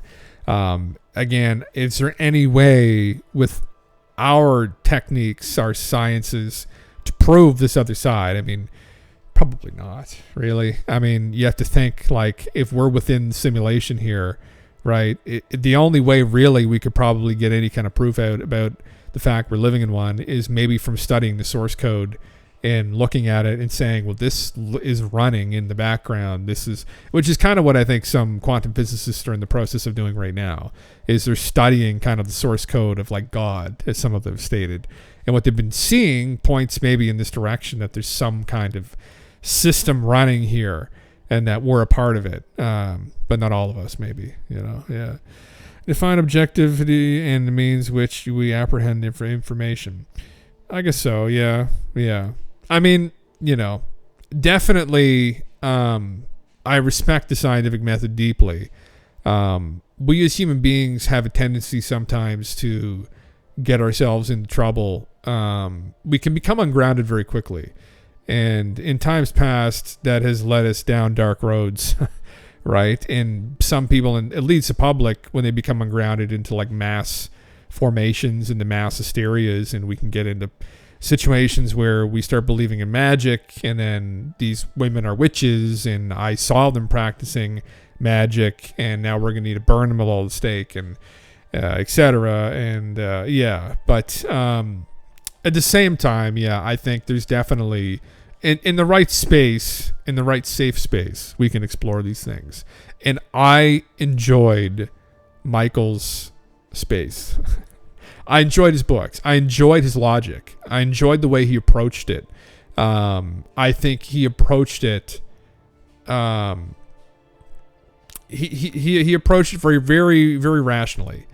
There are some people involved again who are too convicted. I think maybe he had the right amount of skepticism. There was no better person to convey this, really, as well, which is interesting. No coincidences, maybe, right? So I recommended this to other people in the philosophical community that I was a part of at one time, when I speak with people in conversation about this. And I said metaphysical things. I mean, people, because like in philosophy, a lot of people in philosophy end up going into like philosophy of religion, and they end up, studying other metaphysical texts like the Bible, the Quran, right? They'll get into Buddhism, like they'll talk about all these other prophets and these people who spoke about these metaphysical places. And I was like, if you're going to get into some kind of metaphysical texts, right, like deeply like metaphysical, like I was like, I would look to Michael's stuff. This is a psychologist, hypnotherapist, very accredited, very intelligent person that kind of dug into this. And if you need some kind of woo metaphysics, I mean, this would be where to start with. I would highly recommend his stuff to people to this day. So well worth a read over. Potentially, maybe kind of a window into the other side of things. Maybe. Who knows? We don't know ultimately. But again, I'd be reading this over any of these older metaphysical texts, anything like the Bible, right? It would not be. That is not a window into fucking the other side of things, right? Interesting stories, important, right? Foundational, but any of the people who have experienced the phenomena recall.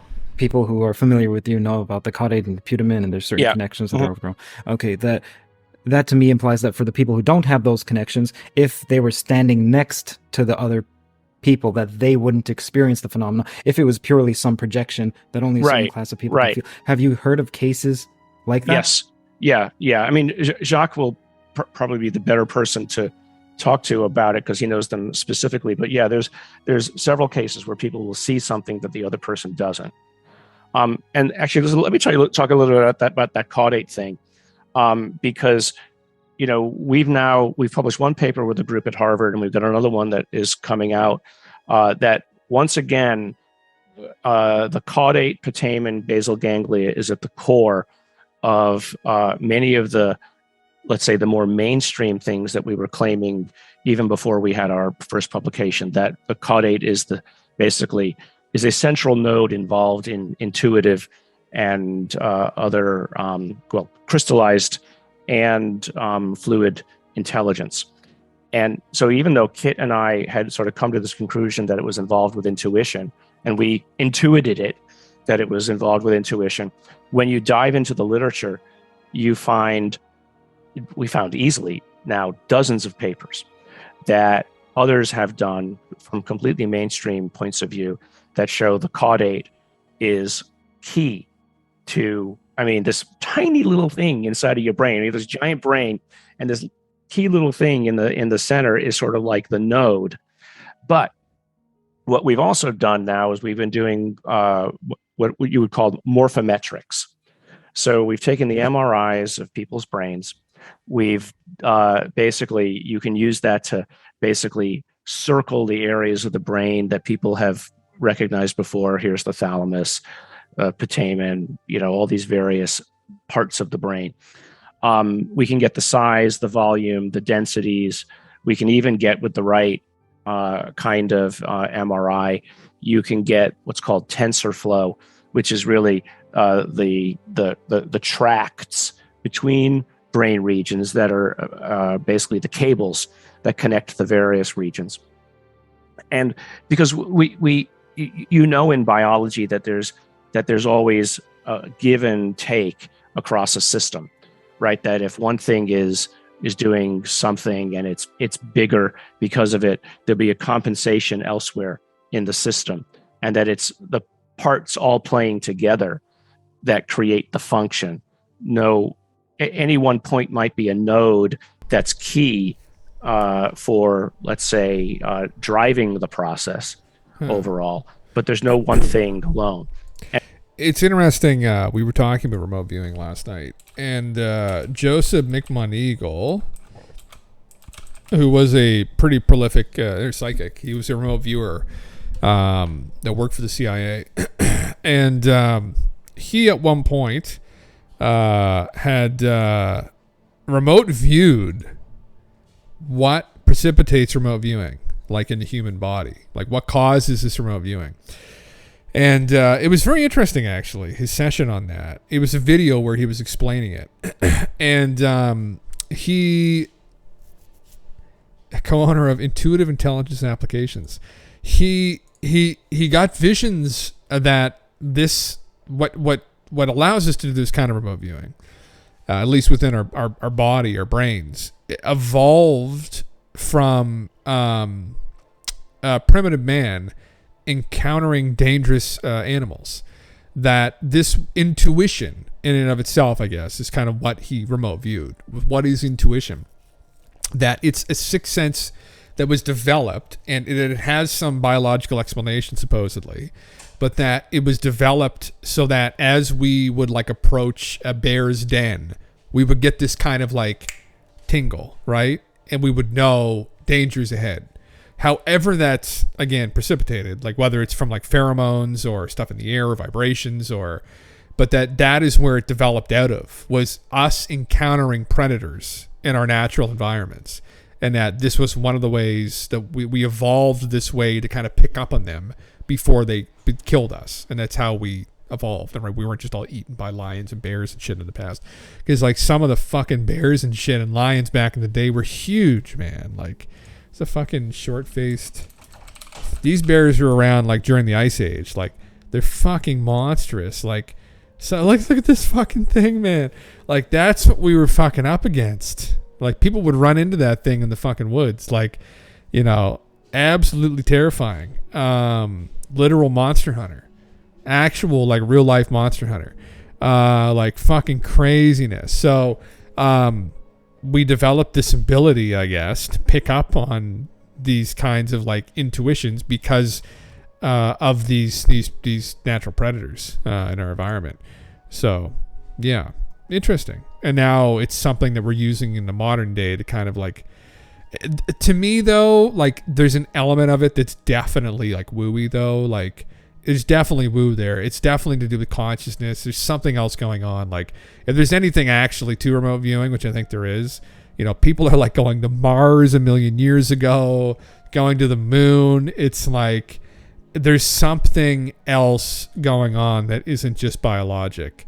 There's something like out there going on with it. So yeah, it's definitely interesting. Yeah, but Arctodus, what's this now? I want to make sure I get on to some other conversations here though before I think that's kind of the clip I wanted to go over with Gary again, having this woo conversation, something communicating to him, saying this is how you communicate, having these communications in his dreams maybe, right? And again, it's good that he's candid about this kind of stuff because people will have these experiences and never say anything about them, right? Because they don't want to come across to like their peers as like crazy, but it's not crazy. I mean, there's, again, the whole abduction thing, like something's fucking going on, right?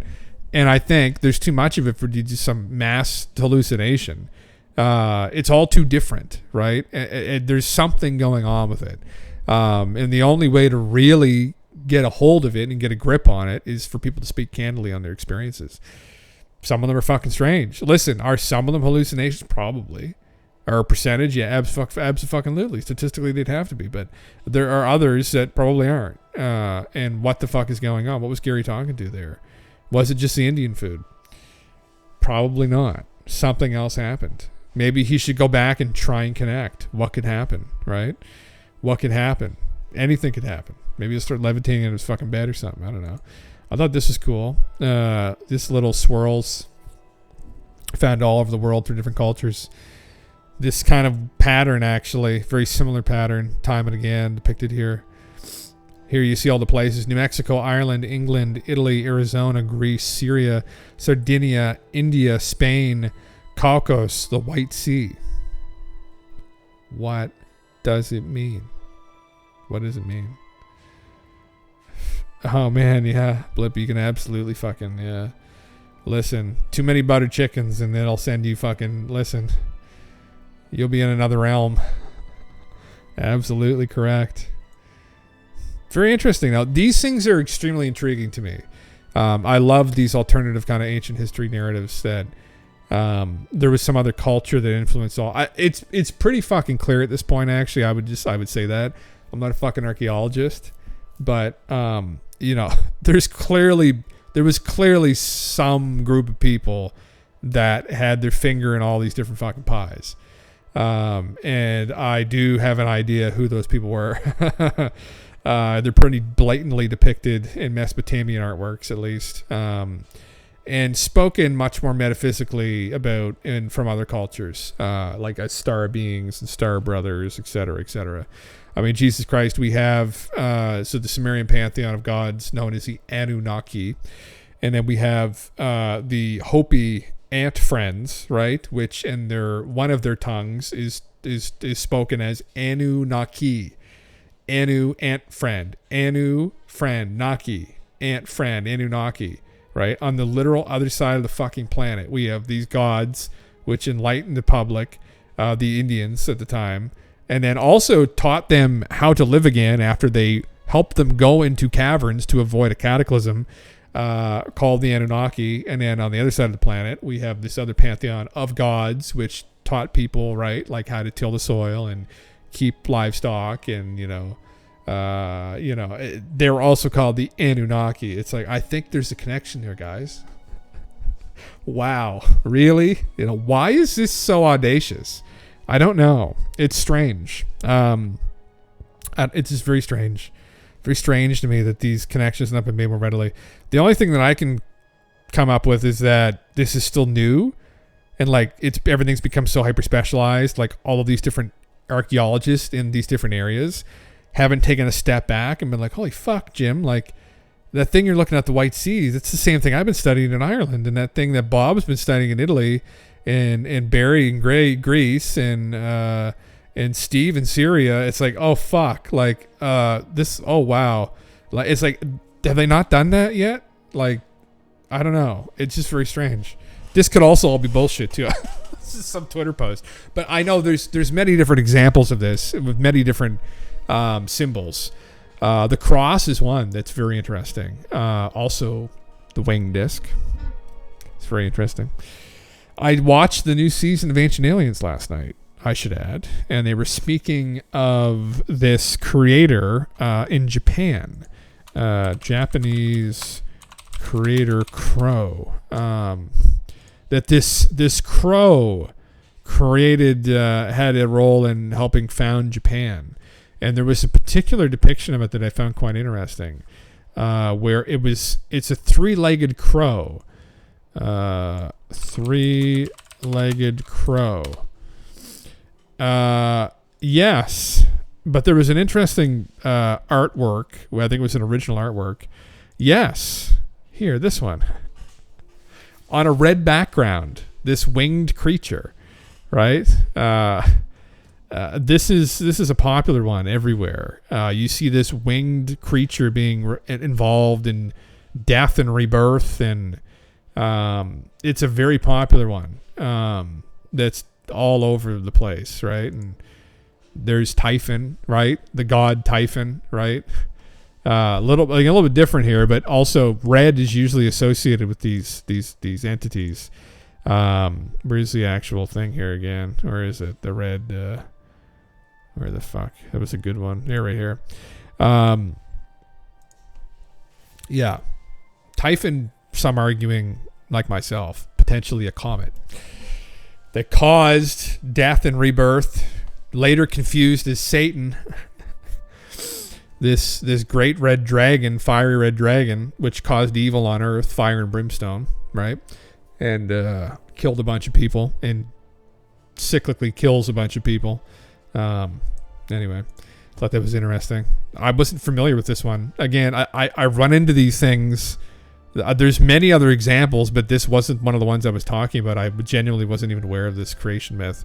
I'm aware of some of the creation myths in Japan, dealing with very large, again, human-looking people who do shapeshift and shit. But but this was not something I was aware of. But again, just furthers the point that these winged entities that kind of are associated with death, rebirth, foundations of new civilizations, etc., around the globe. So, yeah. Very interesting. Very interesting. Onward to... What's the other thing I got up here? Oh, Jesus Christ. Yeah. What is... I wanted to watch some highlights of this, but I couldn't find anybody doing highlights. Honestly, this is shifting gears slightly. And all of us had going from the spiritual and the metaphysical to just the kind of the opposite in some ways, but maybe not. Alex says he's in a spiritual war, so maybe he is. I'm curious. Let's see. Incredible people, as I said earlier, and I'm going to start from the end and give you guys a chance to introduce yourselves. We have Ed Krasenstein. Yeah, how's it going? I was there, and I was investigated and subpoenaed by the Justice Department in at least 5 criminal investigations, and I was forced to testify in front of the Jan 6 committee, which they've now been destroying their records because the records show the opposite of what they said. Trump and all of us had a stage rented by the Supreme Court. He was supposed to have another rally there. We showed up. Before Trump ever finished his speech, people were getting tear gas and hit by bullets, and there were a bunch of provocateurs leading an attack against the police, and they broke through. And then this 1 million+ people then got blamed as insurrectionists, and Biden gave a big speech yesterday saying they're all terrorists. So by that extension, Kamala Harris, as the VP candidate, was bailing people out of jail that burned down police stations and firebombed federal buildings. And the idea of Biden's speech yesterday, making his whole campaign about January 6th, saying political violence is never good. The Democrats are the ones that called for political violence. So I was there with a bullhorn. I could only reach 100 yards out when the tear gas was hitting me, saying, don't go in, don't fight the police. This is a setup. And then we have hundreds of videos. And so regardless of what the left tries to do, they're all out there, of people taking off their Antifa stuff and putting on the Trump garb, and the police fake arresting people, attacking them, and then high-fiving them. I mean, this has all come out in the new footage, and it's all getting... Wait, fake arresting them? How were they fake They would grab them and arrest them, and then drag them in, and then high-five them, take the handcuffs off and high-five them. Those videos, what people are going to take everything I say, they're going to put it on X and show what I said. That's where we dominate. Yeah, and so what I'm getting at here, let me tell you this. What I'm getting at here is they now admit hundreds of federal officers were there. So Alex's voice is like just a punch to the face. Like every syllable is a punch to the face, literally. Like everything, it's like his speech, the sound of his voice. When Trump started his speech, this whole thing began with Ray Epps saying, go into the Capitol. He told the Jan 6 committee, yeah, it's true, it's in his text messages. He told family, I orchestrated it. So under pressure, they finally indicted him, but only recommend 6 months. So a few hundred people got manipulated into fighting the police. They were led and driven by provocateurs and other groups. They were others, then they opened the doors and the police wave them in hundreds of videos. They walk between the velvet ropes, and then they indict over 1,000 people that just walked through velvet ropes. And then now we're told in the National Security Directive of President Biden, the #1 threat is the American people. And he had a declaration of war yesterday against all Trump supporters and says, to protect democracy, we're not going to let you vote for Trump. So as Stalin said, I care not who casts the votes, I care who counts them. Well, Biden doesn't care who casts the votes. He cares who's allowed on the ballot. So we've already won. No one's buying this. And when this happened 3 years ago, the the Wall Street Journal had to print a retraction, but they said I was there as a coward telling people to attack. Well, no, they wouldn't let me put the video on Twitter where I was saying don't go in. But the truth is, it's coming out. And so that's the bottom line here. And this attempt by Biden to cast the American people as the enemy in all these movies about martial law and civil war and race war, that's their only hope, because the corrupt, evil Democratic Party and its evil you can see how fucking nervous Glenn Greenwald is in the background. Alex speaks. He's just sitting there like, oh, Jesus Christ, what's he going to say? Like, they're supposed to be on a team or some shit, aren't they? He's just like so fucking nervous. Holy shit.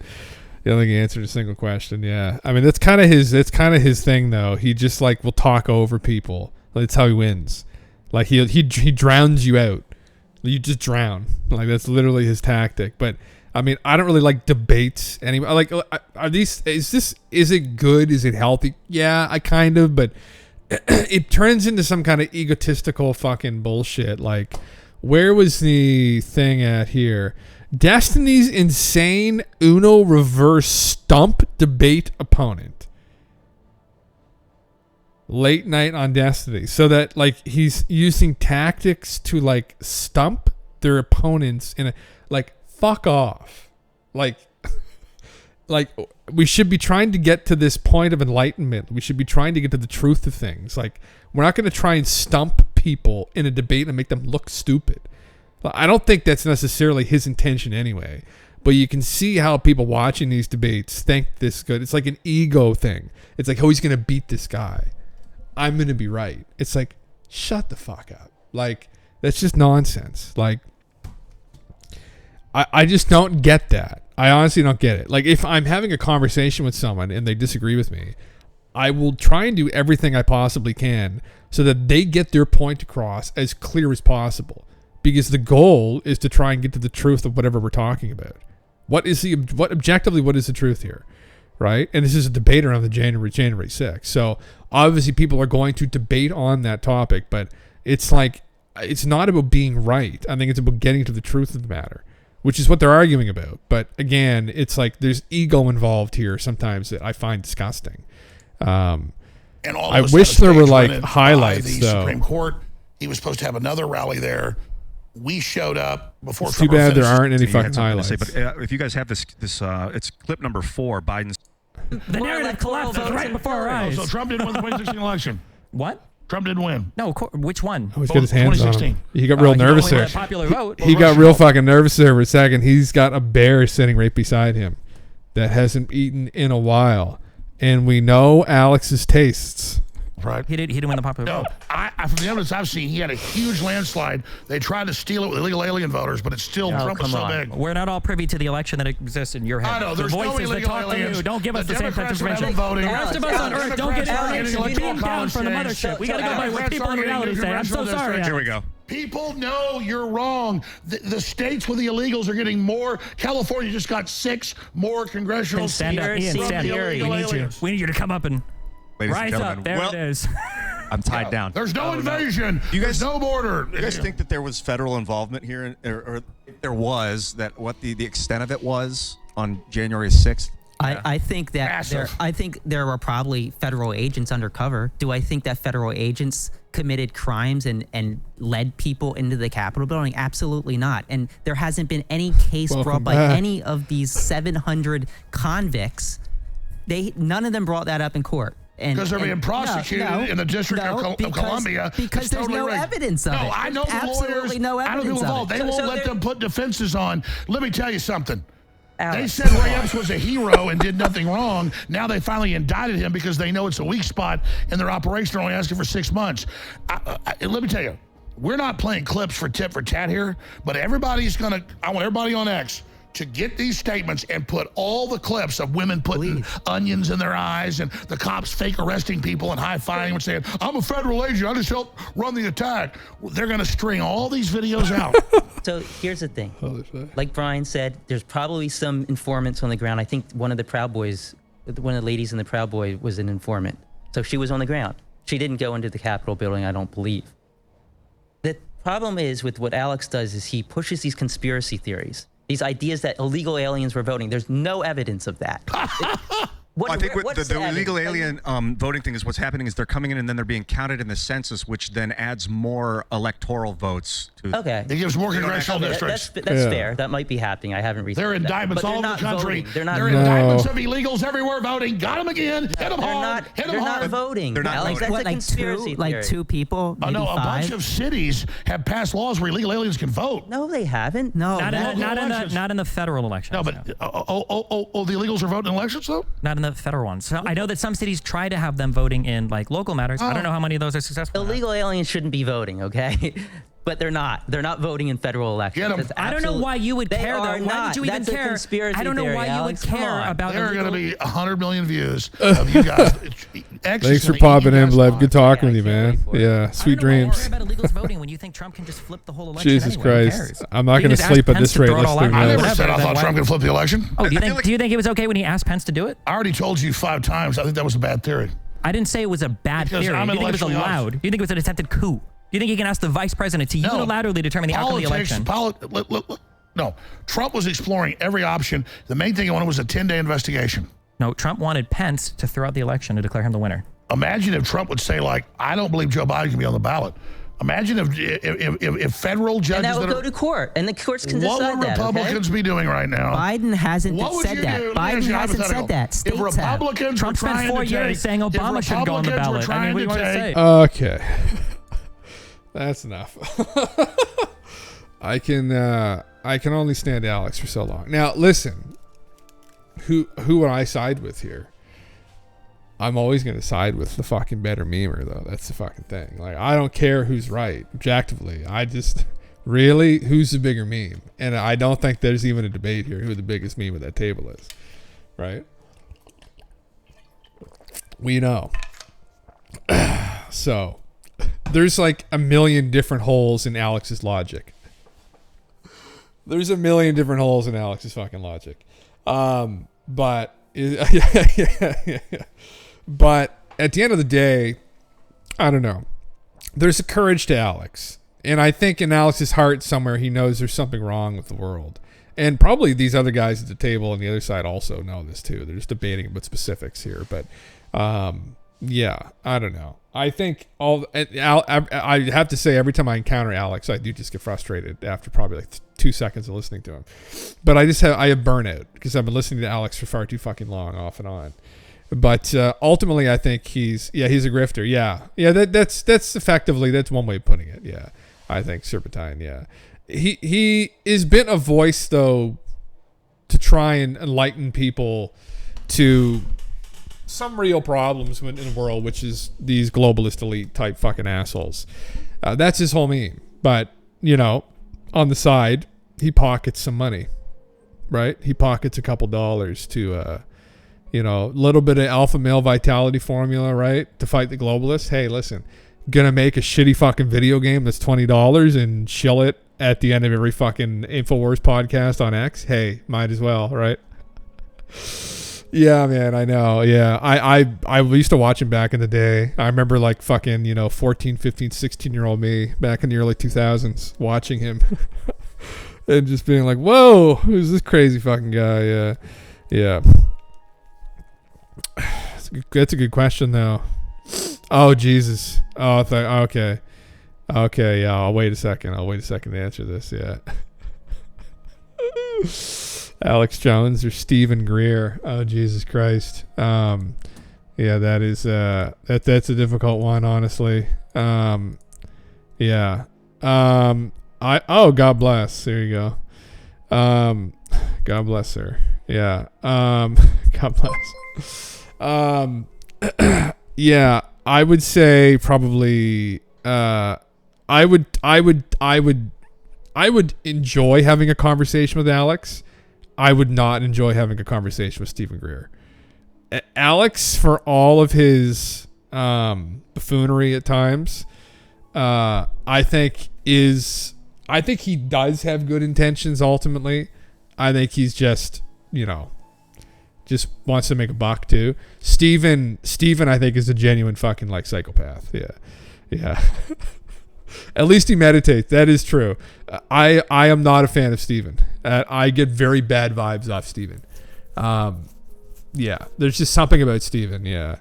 It was more credibility. Fuck, man. Yeah, it's a hard one though. I mean, I'd have to say probably Alex, honestly, personally. Yeah, they both come off as narcissists. Yeah. Yeah, I would say probably Alex has been right about a lot. Alex does have a track. Now, Alex's track record is like fucking 40-60 probably. 40% right, 60% wrong. But Alex's track record would definitely be better. He had some, the thing about Alex and his radio show back in the day, like he was broadcast all over the US and he had some legitimate leads. The whole 9/11 thing, he had some legitimate leads that there was going to be an attack in the World Trade Center, and it was going to be by crashing planes into the Trade Center. And he called that a couple months before it happened, actually. And so he's had some other legitimate leads too about the whole pandemic thing, that was going to be something that these globalist assholes were going to try and use to kind of take control. That was a very interesting one. He pushed that narrative for a long time. There was some other wackier versions of it too that haven't come to fruition yet. Whether they will or not. He's been wrong a lot too, though. But yeah, I don't know. Yeah, yeah. Isn't nearly self-directed as Greer's. Self-reflective, not directed. Yeah. Greer has this, like, you're right, Serpentine. Yeah, he does meditate, and he has this spiritual side to him. I don't know. I can tell you who I'd rather hang out with, honestly. Personally, I don't know what you guys think. I'd rather hang out with Alex. I feel like hanging out with Alex and like having drinks with Alex would just be a good time. Like there's no way it would not be a good time. There's a lot of, Steven to me, I just know it wouldn't be a good time. I would just be afraid to like sleep in the same room with Steven. Something would happen. Like, I don't know. He'd like try and sell me or something to the Greys. Yeah. Ask Steven the right questions. You can either call him out on his bullshit or tell him what he's telling the truth about. Though, leave the interview to I don't. Oh my god! I've been trying. On Twitter if I see Steven crop up, I'll always ask him questions in his posts, and he hasn't responded to one of my questions yet. It's usually me asking for a refund of the fucking flashlight he was selling on the CE5 website like fucking 15 years ago. But yeah. Rock's turning gay, yeah. He's good whiskey. He sounds like he drinks good whiskey. Yeah. Getting drunk, painting rocks. Listen, that bucket list right there, Digi. Painting rocks, getting drunk with fucking Alex. What was that guy's name again? Fuck. Jesse or whatever. I would have killed to have been there doing that. My dream. Absolute Jesse Michaels, yeah. Absolute bucket list. Then guess what? Throwing rocks. That'd be breaking windows. That's what happens next, right? Yeah. yeah. He's pretty good. He's a pretty chill guy. Yeah. Apparently he helps manage some big hedge fund. He's actually very wealthy, that guy, which is how he gets all these fucking celebrities on. He pays them a fuckload of money to come on the show. I can't afford to do that, so fuck. Here we are. But yeah. Oh yes. Yeah. Thiel. Yeah. With Peter Thiel. Yeah. Right. Yeah. Yeah. Goddamn. Yes. Well, anyway, I think that will conclude tonight's episode. I'm going to go over these things next up. I want to watch this video. Oh, fuck, where'd it go? Should have exited out of it. This is really good. For anyone that hasn't watched this yet, Tucker's interview with Brett Weinstein, 100% well recommended. Incredible conversation. I love Brett. Brilliant thinker. Brilliant guy. Tucker too. I've been warming up to Tucker over the years, just kind of in pursuit of the truth. So definitely check that out. It's only about an hour-long conversation, but yeah, you ever watch the Millennial Moron with the Real Estate Shorts? I don't think I have, actually. We'll have to fucking post some in the thing, did you? Yeah. 3-minute outro. Here we go.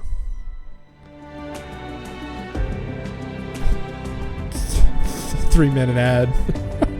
3-minute ad. Canadian real estate versus literal European castles, part 24. Canadian real estate versus literal European castles, this part guy. 24.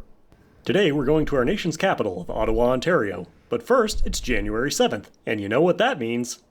It's David's birthday. So happy birthday, David, from your girlfriend. Serpentine, thank you for the follow, I got man. you Thank you this for coming bottle of around and having a mid-range conversation. Scotch, but I don't know where you live or if you even like scotch, so I'll just take care of that for you. This is 1509 Lagan Way, a lovely Good lad. 2-bed, 2-bath home in Ottawa. It's a lot Here's of your scotch kitchen, in that which you can glass. see has been updated with a fun color scheme. It's also got this note above the sink, possibly a secret family recipe. As you can see, you have all your appliances, including an oven, a fan, a microwave, and paper towels. This is probably like a bedroom or something. That's not too bad. Again, I'm not an electrician, but this seems legit. Here's your bathroom, which is great for multitasking because you can do your laundry while you're taking a dump. It's also got a secret note that you can see in the mirror, which indicates the potential for buried treasure. Here's your other bedroom. It's got some nice hardwood floors. It's got an orange lamp in the corner. That's pretty cool. And some more wires over here. That's always a good sign. Here's your other bathroom. The tub is really small in this one for some reason.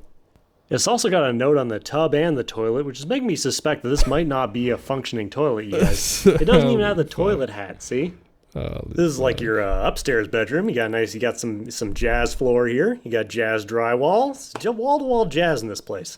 It's exploring the very limits of what drywall can be. Here's your back of the house. Lots of fun shapes going on here. And it's even got a garage. You can put all sorts of cool stuff in there, like a car, or a canoe, Yeah, it is so, or even a different kind of car. It is, though. So what'll it cost you to live here? Only $1.32 million. That's fair. That's a pretty good price for Ottawa. They got that good shawarma there, and they put the garlic sauce on it. Do you guys remember back in the old days when they would cut the chicken right off the big spinning meat cone right onto the bread for you, and it was like so juicy and good? But then somebody served too much undercooked chicken, and a bunch of kids went blind. Big deal, and now they have to fry it on a flat top before they give it to you. It's not as good. Not worth it. But hey, maybe you want to live in an Italian castle instead. It's only €900,000. It's got 18 bedrooms and 12 bathrooms for a total of 25 rooms, and 3 of them have floors. It's also fully finished, quality sanitary ware, kitchen, and it's a terrace house. Okay, let's look at the pictures. Everybody likes this part. You got some stonework, all the windows in there. It looks like a castle because it's definitely a castle. Here's your living room or bedroom. That one's definitely a bedroom for sure. There's a big bed in there. That's another bedroom. There's some sort of slanty roof there. That's nice. You got some stone arches. Everybody likes that. Here's your dining room or kitchen or something. You got one of these. You got a painting of God chasing a dragon. That's cool. You got some stone heads and whatever there. Alfonso. Yeah, okay. Some trees. Man. New nice garden here. More trees. Okay, here's where you live. So what's your pick? Is it the house in Ottawa or the castle in Italy? They're both rectangular this time. Also, if you do buy the house in Ottawa, could you also please buy me a shawarma because I'm super hungry, and then... Oh, God. Yeah. I'm going to go have a nightmare now. Yeah. Yeah, don't come to Canada. Anyone else, please. Yeah, it's getting bad. Thank you for that, Digi. Thank you for that. Sweet dreams, everyone. Sweet dreams. And take care. I'll see everybody maybe on Wednesday. Peace.